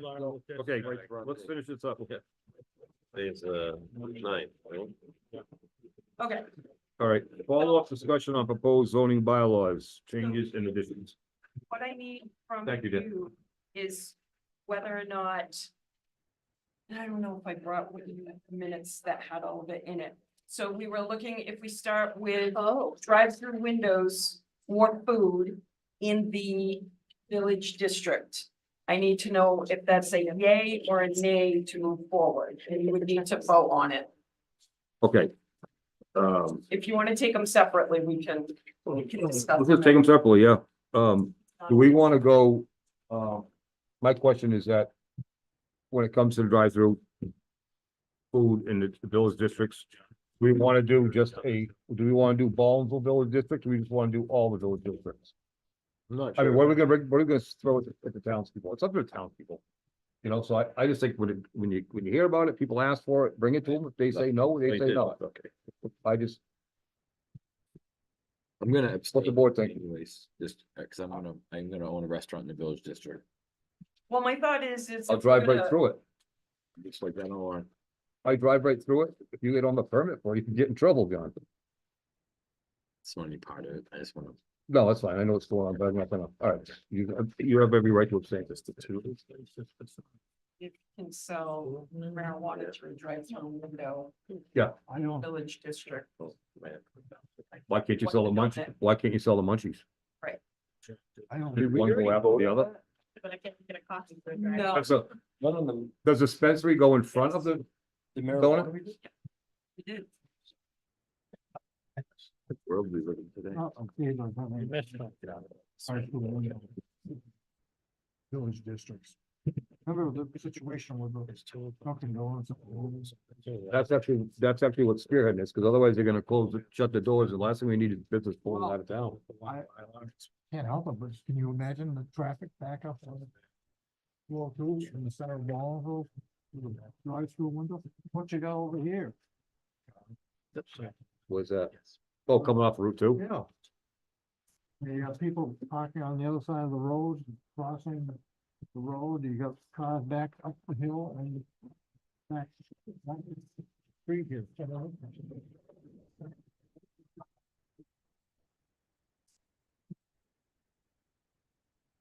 So what do you think, what's your suggestions on this? Well, I think that you might have to consider each individually, but I don't see too many. Well, you can't do that unless you have to change the bylaw, that's, No. okay. Everybody's held, I, everyone's held individually. We just need to know if the use is allowed right now. It's not the engineering part, it's the use. yeah, okay, well, I would say then I would oppose it, but I don't think it's a good idea. Okay. Anybody else have any, discussion on it, whether we should bring it to the voters or not? With regard to. Bring it to the, right, So a warrant article written for for town meeting, food drive up.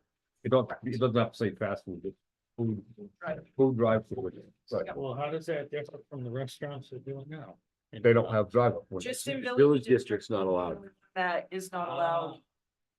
It's to promote foot And the- traffic And and not get run over. Right. And not get around. So So anybody else, want to chime in this? We're gonna take a vote on this, so that's what I'm saying. Does anybody else want to say anything to or from, or just gonna vote it? why not? Are we a full board now? We're a full board, right? Your full board. Been a long time. All right, let's just do this. I'm gonna entertain a motion for, I'll entertain a motion to send this forward to the voters to allow for, food drive-throughs within the village districts. I'm not gonna pick a district, we're just gonna say village districts. So anybody want to make the motion so we can vote on it? Yeah, I'll make a motion. Okay. Motion, I'll second it. Any discussion on the motion? Okay. So the motion is for us to move forward with, we're talking about to put it on the warrant. A motion to allow drive-through food, I'm not gonna say fast food, drive-through food within the village districts where right now it's disallowed. Okay, so all in favor? Aye. Aye. 2, 3. What we got? 3? I thought everybody said aye except for me. How did you say? I do not. All opposed? Abstention. 3 to 2. I abstained. I don't really oppose. I just. Abstain, okay, so it's 3 to 2. We move it forward to the voters. Okay, next on the issues, Lori.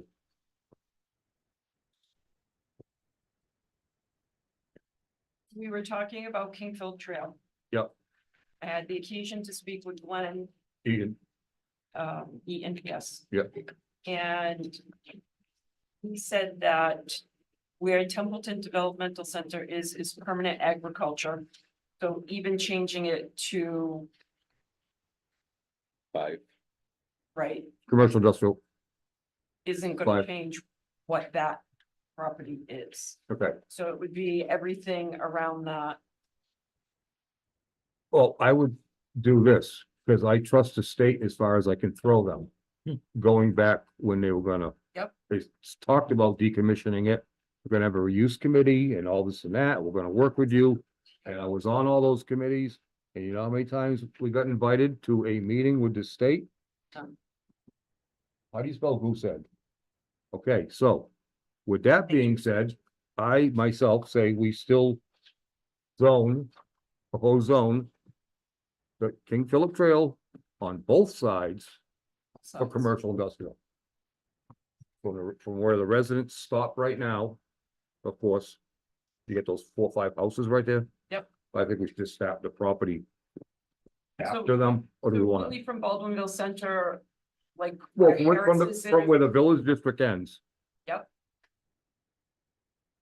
all the way up to the Phillipston line. Between the dam and ain't got much land left. I know, but we just need to look at it as one big corridor. And we can't, we get the dam, which is federal land. But I mean, if you wanna, go around the federal land, fine, because I think zoning it isn't really gonna do anything. But I I'm don't, not gonna do anything anyway, so if you just did parcels that abut that So are- I would say whatever butts up to the federal land and then skips over it. Okay, But the state land, I would, myself personally, we zone. Because it's not unheard, we're gonna say they've chopped all that land up there and we got private ownership up there.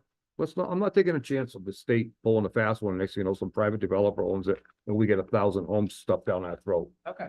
I just think we need to be prepared. Let's be proactive with Templeton, Templeton's issues and Templeton's wants, and not worry about the Commonwealth of Massachusetts. That's just me personally, because like I said, they haven't done anything but satisfy themselves. Templeton has not benefited. As it was, they tried to shove the roads down up there, down that road, 8 miles of road. So I told them to prove it was ours. They came up with a description and we brought it to town floor and gave it back to them. Didn't cost us a dime for lawyers. We let the state use theirs. We knew the description was right because they wrote it up. So do I trust them to do it with the land? No. Question, then, are we gonna leave it as 5-acre minimum? Well, it could be just commercial, industrial, right? Just, I would, myself, I said any lot that abuts that abuts Yes, to the King Philip Trail. So if you have a 5-acre lot, it's commercial industrial. You get a 10-acre lot, if you got a 1,000-acre lot, it's commercial, whatever is abutting that road. Because it's only 5 acres on the Templeton Developmental Center area, so the rest of 202 is not 5 acres. A good chunk of it is on the right-hand side, but How far down is that? Most of the right-hand side. Wait, right-hand side, let's clarify, the dump side? yes. That's the The side I'm landfill talking about. side? No. Did you do it both sides? Yeah, we do both sides. I wrote down. State owns most, all that land anyways, between I think we need. between the dam, 5 all the acres. flooding. That's federal Both government. sides of the road. What's left, I think, up there, if we got a snowball's chance of hell and getting some business in the town, let's take advantage, let's not take the last few lots we may have down there and put houses. Not I many. mean, who we kidding? Mhm. It might not be us, it might not even be my unborn grandkids, it might be Right, their just at grandkids, some but point. someday, Right. let's hope somebody benefits from it in this town versus just more homes. Give me another corridor that we have in this town that we can actually try to solicit business on. That's, doesn't take environmental I- cleanups Exactly. or taking existing residential homes. Right. You just so happen, to have a map in a back pocket. Yep.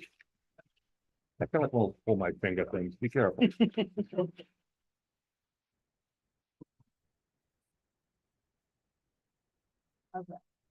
Thank you, okay. Route 2A. Everybody want an education? Yeah. Yeah. John, come on over here. You're not exempt from this. I know what it looks like. I know. This is actually already commercial industrial here. This is also an adult entertainment area is in here. That's why it's slashed off like that. That's a hell of a big strip though, huh? Since that's a couple thousand acres. Gotta be a chunk and a half. That's just the parking. So we go from town line right here, which is right off Route 2. Straight right down to Bonesville. I think that's the state land there. All the way to 68. It's not all state land. This is just the RA5 zone. That's why it's this color right now. Right. Yeah, that's all. It's an old map. Right. is already your houses right here. Right. So I think that's the lot they subdivided, right, John? Yep. That triangle? 4 or 5 houses, yeah. All right, so Lori, I'd say we leave this, if you want to come over, Want is a subjective word. Well, that's the. please. But can we? We can still zone it, but I just think I was thinking. new homes, why would we, I get it. why we want to put them in a pre-existing non-conforming right off?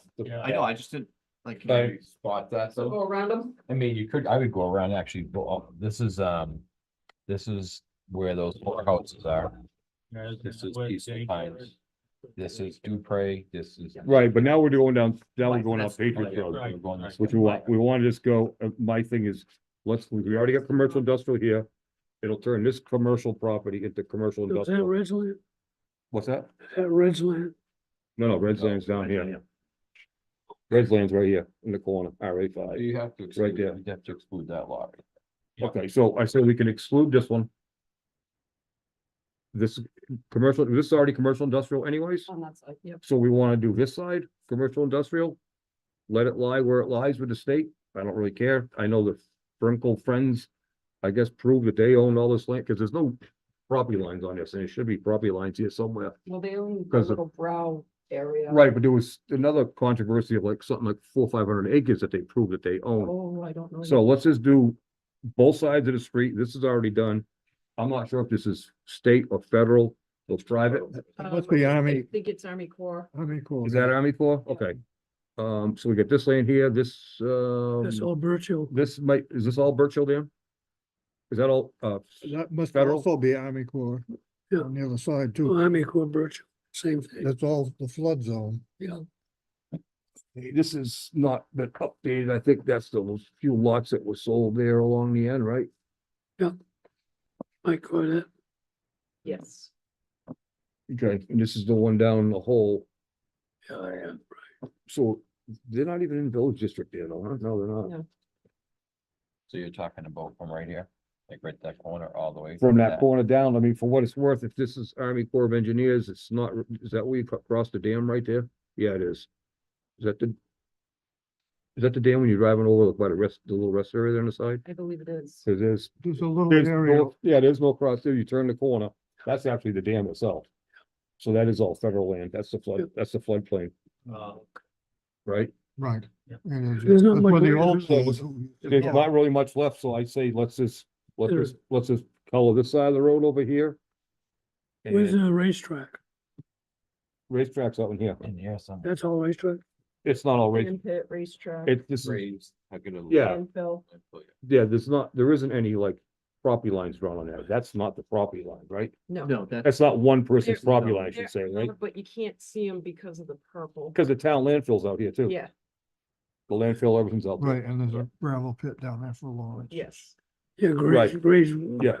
So that's already commercial industrial. So, okay, maybe we don't have as much as I thought out there then. And truthfully, no something like land, really. a used up gravel pit is a good place for industrial. They're very known. So is for the old it. landfill area, not the landfill Right, itself, it says right. landfill area if the town wants to. Yeah, stuff great, it. great, don't No, but still, this, I do mean, much land, really. Rick Marshall's got a lot of piece down there. I mean, it gives him, On the front. which he's already, the thing is, he's already zoned that, so they're good. I think we just go after the. Maybe we just go after the Frankel, so they don't pull a fast one on us. Just say That side of the road. that side of the road, maybe. Well, the article should specify that that's gonna stay as state land, but that we are just zoning it. We're just changing the color of it. Yeah, I don't know if we'd state it state land, we don't state. we don't Everybody else's control, property lines. we don't control who's. No, but No, there's we a don't- plan in place for that land. Yeah, who It's cares? not been acted on. That's- Yeah, but it's by the state. You trust the state? I don't have either. to, Why? really collect my taxes. Oh my gosh. Right. Keep giving to the masses, Dennis. Keep giving to the masses. That gives me more reason as to why I want to zone it. If they're gonna give something away, we're gonna take advantage of it. So this side, Well. Yeah. Mass Wildlife has options on a lot of that land. Yep. And a lot of it's already been put in agriculture. Yeah, Mass Wildlife's also sold properties to benefit other properties they own too. So guess what? If that's one of them, we're all over it. and EDIC in the future will be coming to talk to planning too, because they're looking for other areas that can be made into commercial. So the economic development. So, Okay, this law, okay, we need, note to self, we need to upgrade this map. well, and that's part of the plan of doing this. When more changes go through, we can get a hold of MRPC, work with Jason Stanton, have the map updated all the way to. Okay, like Bollinsville Road, when we did the parcel, okay, this is right off the highway. That part should be right though. What's that? West Road. on This is, Route 2. okay, I'm just. From. This is actually my parcel here, I think. It's a. I don't even know which spots of mine in here. It's not showing the highway business, is that Where's, where you're yeah, getting to? yeah, because from there to the high school, remember, that should Right, be, right. where's Brooks Road? Oh, Brooks Road's way up here. Okay, right here, that's Brooks Road, so No, highway right now- business. we're highway business from, yeah, this is So that all has to be changed. Baptist Yeah. Common, yeah, okay, so this is the highway bind right here. Yep. And I abut them, that's my process. So this here has already been changed to Correct. commercial industrial. No. I'm sorry, highway business. Highway business. Yep. No, we did commercial industrial. I'd have to double It's CI. It is. check. It's CI now. Because don't forget, we don't have any more CI one and CI two, because the CI two went away with the DEP. Accepted the town's water flows for their wells. Because it used to be deep. Nitrogen loading. That's why IA's up on top of the hill there now, because that's why they could never sell the farm. Was because it was suspect watershed contribution, there. It was suspect watershed, so therefore, then the DEP, then when the town did their flow test on all the wells, they found out they were only pulling with, from like 1,000 feet around their wells, not 2 miles. Exactly, so that's why that's how it became, that land became more developable. So, did we? No, we still need to have the public hearing for this, right? Correct. This is so I can write up the actual warrant articles and then have a public hearing. Okay, so are we in agreement to do Somebody's gonna make a motion. this, where we're just gonna do the state land then? It's all really we have, right? I think we should probably do, I think we should do these little ones here on the Lamb City, the old Lamb City side, across from the old Genie's Lunch. Even though it's houses in there, I think that whole strip right there, 'cause it's right off the highway. Worth is going right all the way down, just so it's even the other is, so even if this is conservation state land, if it's just. Just go right down. I know, I that's think what I originally said. I It's think both we should sides, go right- federal, it doesn't matter. I It's think commercial industrial right along land. the whole corridor, that way it's there, and again, like I said. You No, know, nobody's never gonna build on it. hey, you say that now. You say never, don't ever say never, 'cause Never- those three my- houses could be dozed down. My in a age, heartbeat. never not too far. Yeah, Right. those three houses could be dozed down in a heartbeat. 'Cause John, your old campground, is that zoned? It's commercial. Is it? It's zoned, RE2. It's an RA two, you. But it's pre-existing pre-existing. non-conforming. Yeah. Grandfather, right? Yeah, pre-existing non-conforming, yeah. Well, maybe what we might want to consider is doing, well, I Yeah, don't, houses are. I don't want to get into that though. Well, you already sold the place, so there's no more conflict. Not on that. With That is you. not- Well, No, there's no. you're out. Well, sort of. Are you holding paper on it? Then you, okay, forget it, okay. Well, no, then you have a problem, okay. Yeah. Okay. Yeah, sorry. But that's only on 2A, it's not on 202. Like the camp. Well, no, I would say come through those houses to that, but let's just Oh, leave that yeah. alone then, okay. Oh, yeah, that can't be. All right, like Charlie said, both sides. That's it, both sides of the King Philip Trail from the Village District to the Phillipson line. That's your motion. Yep, both sides. So moved. Any lot that abuts it, both sides, all the way to the Village District. I'll second that.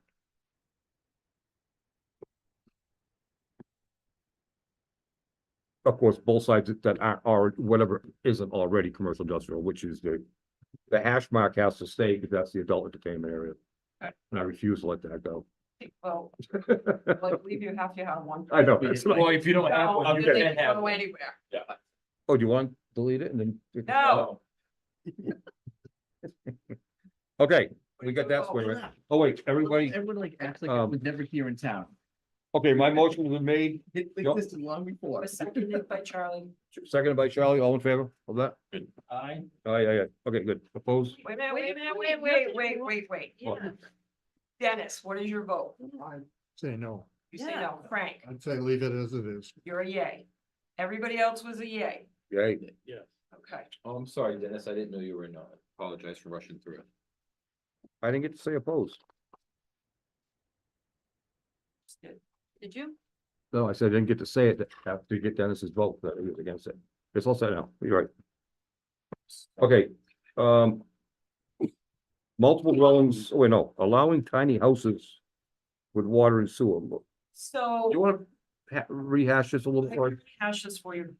We have been looking at 40Y, which is a chapter that was accepted by the state for houses that are 1,850 square feet or less on a minimum, I believe, of a quarter acre With water and sewer. with water and sewer. But it's very complicated, and to accept it, You then have to find an actual area that it fits. So we may want to take this further to next year. Okay, It would when is be- 1,850 square feet a tiny house? That is not a tiny That's not a house. I tiny agree. house. My house. My was houses smaller are a than lot that. bigger than that, Yeah. but I'm just saying that I've built many homes, for site development, whatnot, for homes that are, you know, up to 2,000 square feet, but 1,800 seems to It's be not a- more of a, That's start a home for a lot. yeah, of to start a people. home, yeah. But I it guess. is, it's more in depth than what I anticipated, and I think that if you adopt it, you need a lot more information, and I Yeah, I know I think so sent too. you the link, but I think it's something that we should Let's hold off on. kick the This is can on where it, we're let's, yeah, talking- we could talk about it in the future. This is about having, smaller land requirements for tinier houses. Right, exactly. Correct. 1,800 square feet's a big house. It is. Yeah, especially if it's But on as one long floor. as it doesn't need septic and a well, it's a doable thing. And it is a less expensive home than a 4,500 square foot home that's currently being built. It gives other people a chance to. Yeah, but also you're really compressing your land Density. structure when you're Wow. allowing. I'm when you're okay if they allowing wanna look quarter at acre- I mean, 1,800 Like a square feet. container. That's what Quarter acre lots get pretty dense. 1,800 We're square gonna feet, only that's a have good size house, standing it's room. one level.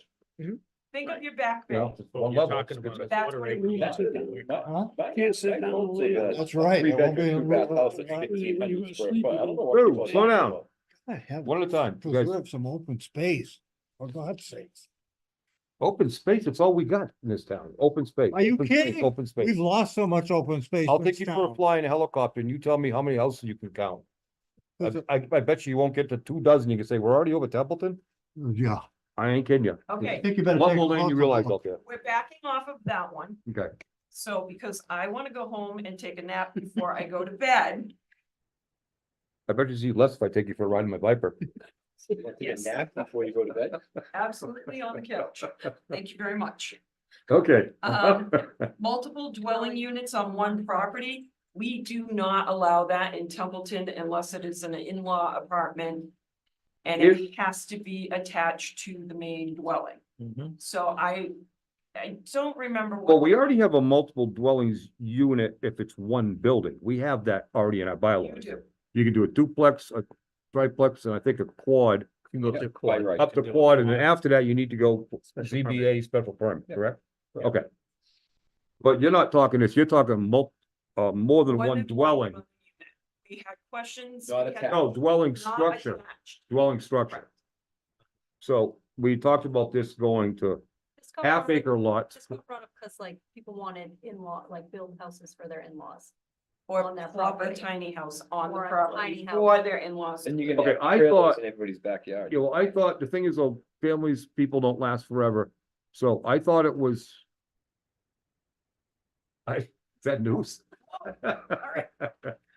But no, I thought it was more in the lines of, like, let's say, I'll just say like Back Bay. That those neighborhoods down there, with Memorial Street and Pleasant Street and all the ones that crisscross down there. Those, that neighborhood is pretty much built because of the Temple Stewarts and the industries they had in town. Those were all quarter acre, half acre lots, right? If I'm not mistaken, in that neighborhood, or even, right, even smaller. So I thought my thoughts of that, this multiple dwelling units was not so much, didn't matter to me or this, my thought, what process was. If somebody has a 1 acre lot and their house is built, say in this corner, and they want to, generate some funds or what have you, whether it's family or not, they could cut it into a half acre lot, sell that lot for somebody to build as long as it has water and sewer. And I thought of doing that just within, I don't know, just within the village, or I would basically say half acre lots, as long as they have municipal services, water and sewer. That's what I thought we were going with this, But only because the other in bylaw already exists. Well, because here it's village district. Okay, or just in the village district, but my intention was to basically keep, not everybody likes 25, 30 acres, or whatever. Some people are used to from the city, some people like that, or they're brought up in a tight or knit community. They don't care if they can look in their neighbor's window if the blinds are open. And so that was, I thought was what we're gonna do is try to expand on our village district, basically, or like, was it Graves Development they call it up there? Those are all smaller lots, Winchester Street, right? Up in that area. In Mortgage Heights, Was it? Mortgage Heights, What's that? Graves. Oh, that's they call it? All right, but still, that's what I'm That- talking about. So do we continue that on in the village or I'm saying, we're just passing it to the voters, it's up to the voters. But you So- preserve land, you preserve land, There are existing lots okay, in those areas. Yep. That were never built on, okay, that match what's already there. yep. So we need to think of a way for you to make a motion for that, if that's what you're talking about. But if they're already To me like pre-existing, if they're already pre-existing lots, sorry, grandfather lots, then somebody could build on a half acre lot now. Usually it has to go through Richard as the zoning enforcement officer to make a determination after When they it was created. present information from their own legal counsel Right, with opinions as to whether it is grandfathered or not. If right. it See, I'm abuts the talking about property- creating lots, not the grandfather lots. Cause I I'll, don't think there's anything to create out there, though. It's like kind of having a new zoning, like a half acre zoning, as long as you have water and sewer. water and sewer, in 90-foot frontage or something like that. That's what it sounds like. But the downfall to But that in the too is that now we're village gonna do subdivisions with half acre lots and then Right. do we want that too? So Well, you wouldn't do a subdivision in No. a village district, though. no, I'm saying, but if we keep it within the village districts are a little bit bigger than you think. And I'm sure there's a lot of land that's just kind of sitting there that was not really, I don't know every lot in town, do you? Maybe we should leave it then, and then we don't, like, what would the point be to make? I'm just trying to understand, like, Point being was basically by doing so, you stop your urban sprawl and you keep your more tighter knit oh, neighborhood, I so to understand, speak. I understand. Urban sprawl is becoming encompassing the whole town though. Yeah, we gotta start cutting some trees and make room for these people. Yeah. No, I understand what you're saying is like, why have them spread it all over town? Keep the population congested in one area. I get that. Yeah, it's, once again, it's for the voters to. You develop your developed area. I mean, if you don't think we've discussed it enough, we'll put it on our public hearing and let's see if we get any pros and cons, right? Flager. That's a little different though than how we started off the conversation. Well, in-law apartments, yeah. right? 60 Multiple years ago. dwellings. All half acre lots, Right, and no water, no. Did, right? So it wasn't Okay. some Are of we it. still Right. talking 50 about years this? ago. but there wasn't any, that's the only thing. There was no sewer water. I'm just saying, they put No. in half acre lots. And there's, I don't know. we're almost done. It matters a lot to me, I'm ready to go home too, so do you guys wanna move it to the public hearing anyways, we can still Well, it's not about what the voters want, so it's not like we can't. move no, it we to- still have to have a public hearing on Yeah, it. that's what I mean. So whether we bring it to the voters after the public hearing, we're gonna decide the public hearing, which ones are gonna move Right. forward. Right now, it's to have some kind of Talk about. right, we need a plan when we invite the public to come in, we need to be on the same page. We're talking about these articles or we're not. And at that time, we vote to say, we're gonna send this one, or not to the towns, to the vote. So, I'll accept a motion to move the half acre building lots within the village water. districts with water and sewer forward to the public hearing. For this motion. Second. Like who motion? Made in second. Or- No, I just, no, I entertained the motion. Oh, John, John, and then I moved, I, seconded, Bruce, you second? I second. All in favor? Aye. Nope. Show of hands. All opposed? Okay, Dennis. That's one more tree that's coming down, Dennis. I was trying to raise your blood pressure and don't let him get to you. so we pivoted off the sorry. I'm very confused on that motion. Okay, It's half acre pre-existing building lots in the village. no, district. half acre lots, period, Half whether, acre, whether they're existing or created. It'll be a new regulation.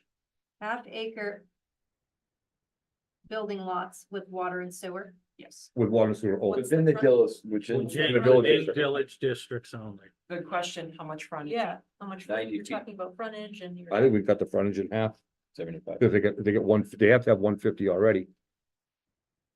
unless it's in the. Well, I was thinking the non-conforming lots, at least would give an opportunity, Right. but you don't wanna, Move the town, 660. We can discuss that at the public hearing, we can move that, we can discuss that at the public hearing, the actual Is it frontage. village district only, was that? Yeah. 75. Yeah, but what was the census system, like 5,000, 4,000? Yeah. And you didn't, Okay, then, have to have owners. well, we got Airbnbs now, tell them need to create their own bylaws. I don't know if you want to create a bylaw regarding Airbnbs. Other towns have been talking about it. We threw it on there so that you would have some kind of, you know, I see nothing wrong with Airbnb, I mean, I stay at a lot of Airbnbs when I But I travel, don't, I thought like, myself. I right. But I don't know if we need to create a bylaw for it. I think we do because the building commissioner is having some issues with it, correct? we haven't had any issues yet. Other towns. I'm gonna have every rental unit's gonna be an Airbnb, and you can rent it long-term as an Airbnb. I could see people really messing around with those laws if we don't have. Well, Well, I think we need a We bylaw need a versus bylaw. no bylaw and just giving it, Bylaw would have to state what zones would allow short-term rentals. So I don't think we would dictate what zones would allow short-term rentals. I would be more No. concerned, like, what is a short-term rental? you gotta really nail the definition of Yeah. Airbnb. So that way, anything that somebody wants to do or whatever falls within with the description of the guidelines. Right, somebody's not renting out their Yeah, storage locker here's- as an Airbnb is what I'm trying to say. So we need to spell it, Charlie, what do you got? I mean, I'm just guessing. To me, I think at this point, it's like a micromanagement of like your house. If I want to rent my house, if I want to rent a bedroom in my house, No, I get it, I understand. I should be able to rent a bedroom in my house. So what, So to me, like, this is just creating a law that says what you can and can't do with your house. How, not necessarily, how do other municipalities do it and why, are they permitting, are they come up with bylaws? I can look at Westminster. I know that they just recently did something, so. see, a lot of HOA type communities have Restrictions on it. restrictions Oh, on yeah, that because, exactly. you know, like that development we looked at earlier, they can't, They don't want to sell. they don't want people No, leasing those people. I know where at least one of the properties I own, there's always issues with people doing Airbnbs. okay. Right. So do we want to bring it to the public hearing to discuss it before, or just want to leave it alone? I think we should leave it alone myself. Leave it alone. I think, Well, I don't know I what just- we're gonna have. I just, Laura, what do you think? It's up to you guys. Why don't we, I'm just why don't we trying put to- that on, let's put that with the, what we just passed on, the, tiny houses. To like, let's More get- information. Yeah, Yes. we can spin that to like, next Yeah. year, whatever, as far as the discussion goes. And then we got, special permitting for advanced recycling facilities. That comes from the select board. They'd like to see the planning board do special permitting for businesses. I have no problem with that, but why do we, why do you need a special permit right now for, recycling? Why would you need a special permit for recycling? I feel like it's a very specific. I mean, I think it should come to us, if they're gonna come to us as any other business. I mean, what's the difference for somebody who takes plastic bottles or somebody who wants to, I would, smelt down some gold? You know what I mean? It's just like, where do you, it might be more of a public health issue because of storing a lot of material that might be, Well, I think that's where the special permit would like, they'd have to come before us for a special permit. I mean, I Right. guess, So they'd have to come to you for a site plan review yeah, in the first place. right, And then like any other business. the special permit would be part of it. And maybe you want to talk to Adam separately to get more information. Yeah. Why don't we, well, why don't we vote to put it on at the public hearing? We can always not talk about it in the meantime, we try to get some more information and find out if it's even relevant. was there a reason if they even brought it up as to why recycling? I believe there were a lot of rumors flying around out there that a recycling plant was. Oh, the guy in the old Temple Stewart's building, the guys that bought it, they wanted to do that down there. They talked about it. They did. Yeah. Recycling, like at the corner up here in the El Salvador's, like that kind of thing, but it's bigger, obviously. I Is think that it what we're talking was. about? Are we talking about incineration? No, it was, they were something, they had some process of I think some type of. cutting it all down, plastic. chipping it down, smelting it into new molds and, and repurposing plastic. But today you just, I mean, you don't. Today with all the DEP and EPA guidelines you have to go by for that kind of stuff. We'd basically just be saying, all right, where are you gonna park the trucks? Where are you gonna store your material? I mean, the regulations say you just don't Right. Send plastic on the smoke. I'm up to stacking, boy. That's that's so old school. I mean, so I'm not gonna reinvent the wheel when it comes to. I feel like it's. putting Do the state have a? I think it's something we don't even need. I mean, it's. Have a conversation. We'll talk with, if we could just get, if you could just even ask Adam to, if he can highlight as to what their bullets are on that. And is there a Reasoning. state reg we can pick up on that covers all that, instead of like creating our So can I get a vote to move it to the public hearing so we can, let's say, bring it up or not bring it up based on information we get? Cause we need to set a public hearing date So move. for this stuff coming up. So Charlie makes a motion that we move that, at least for discussion, to the public hearing. Well, sir. And seconded, all in favor? Aye. Opposed? You on this? Well, I think we need to have more information. Well, that's the whole idea. Yeah, just to But discuss Move it. it to discussion. Discussion. Okay, is that a yes from you? Yeah, okay. Holy cow, I'll give you, I'll give you a tree back. Did we skip the trailers? Would you skip? The trailers? Trailers. I don't remember how that one came up. Where the trailer? It's Oh. Above Airbnb. reconsidering the prohibition. bylaw Like against Dixon trailer. brought it up about. Oh, trailer parks? It's in, right behind it. They're not allowed. No, I was gonna say, it was something that I think it was. No, trailer parks are still allowed by special permit from the selectmen, aren't they? That's who permitted. A mobile home is. but Yeah, the the old days, allowed. Till 10 o'clock. Mobile homes allowed by special permit if you want. Record meeting. Oh, yeah, okay. You can't, I believe there, Can you even buy a trailer at the Right. trailer park anymore? but I don't think you can.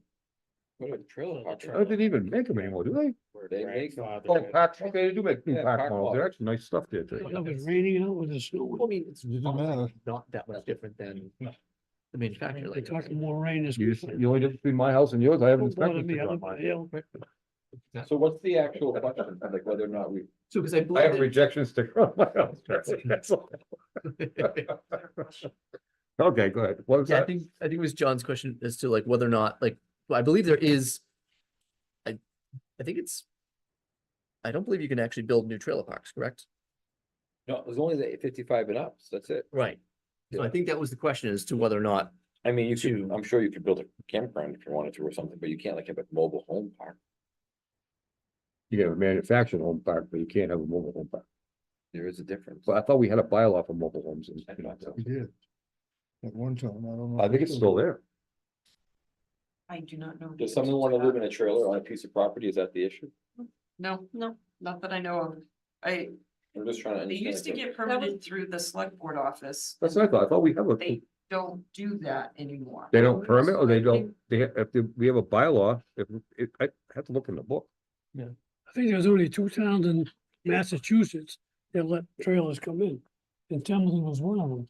It had to always go through the select, just so long you build it like you're building a house, water, sewer.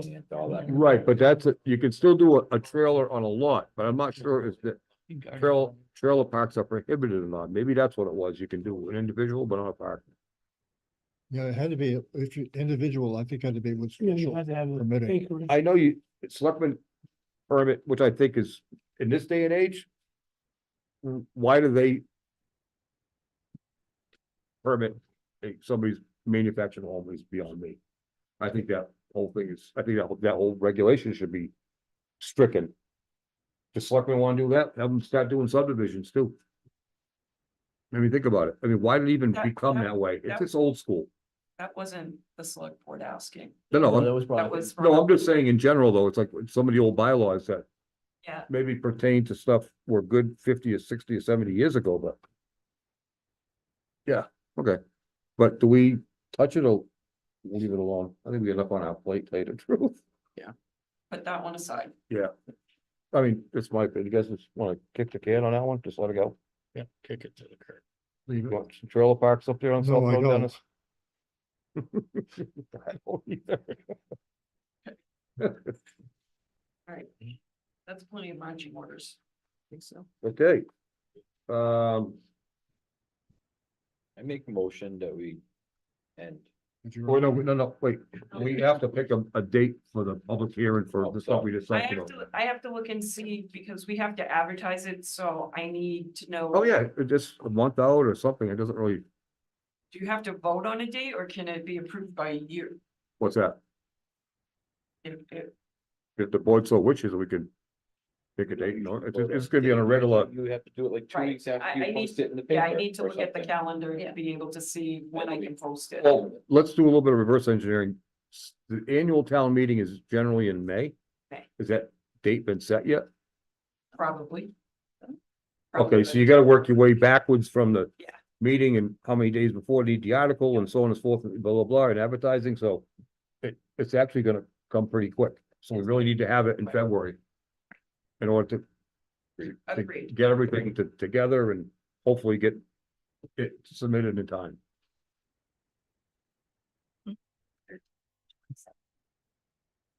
Thirteenth and twenty-seventh. I'm busy the 13th. All right, let's do February 27th. I wanna make sure I'm out of town that day. Yeah. No, actually. Oh, look at, yeah, I'll actually be- Yes, no, I'll actually be here in the 13th. I can change my flights. No. I'll be here in the 13th. now. Okay, what day we said? February 27th, 6:30. Oh, 27. Oh, that is our. Oh, shit. That might be too late. So the 13th? Can we do it like on the February 29th, just for nostalgia purposes? Let's leave here this year, right? Yeah, 27th works, I guess. Or the 13th? Sure, I Oh. can make either one work. February 13th. Yeah, matters not to me. I think well, we gotta advertise though, too. Right, today's what, the 9th? Today is the 9th. 1, 2, I'm 3. pretty sure It'll be 5 weeks. I can make it happen. It's 5 weeks. Yep. Are you gonna be able to pull some, for lack of a better term, half-ass articles together by then? Yes. Okay, And they'll go before town council before. all right, I know. Anyway, but we gotta have the hearings and Okay. You guys want to do the 13th? It's a regularly scheduled program anyways, right? Yes, better for me. Let's aim for the 13th. So, 13th at 6:30, we'll do public hearing to do whatever advertising we need to do, just it's a newspaper, it's no butters, stuff like that, just a newspaper and whatever the general website, whatever you guys generally do, right? Yep.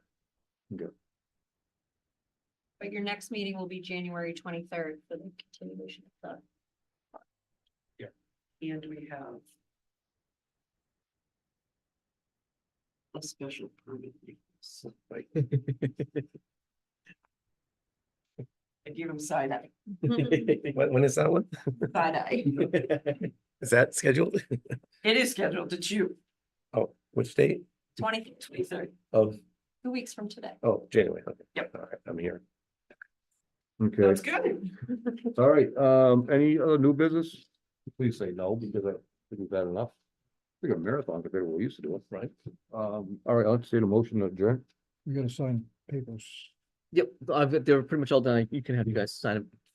Who's gonna sign them? It's Dennis and Frank or just one? I think we just need one more. You can sign them outside of it. Yeah. Okay, one. Actually, go one more. I'll second John's motion. Who's the motion to, John, stay longer? Or Dan? Adjourn. Okay, I second. all in favor? Yep.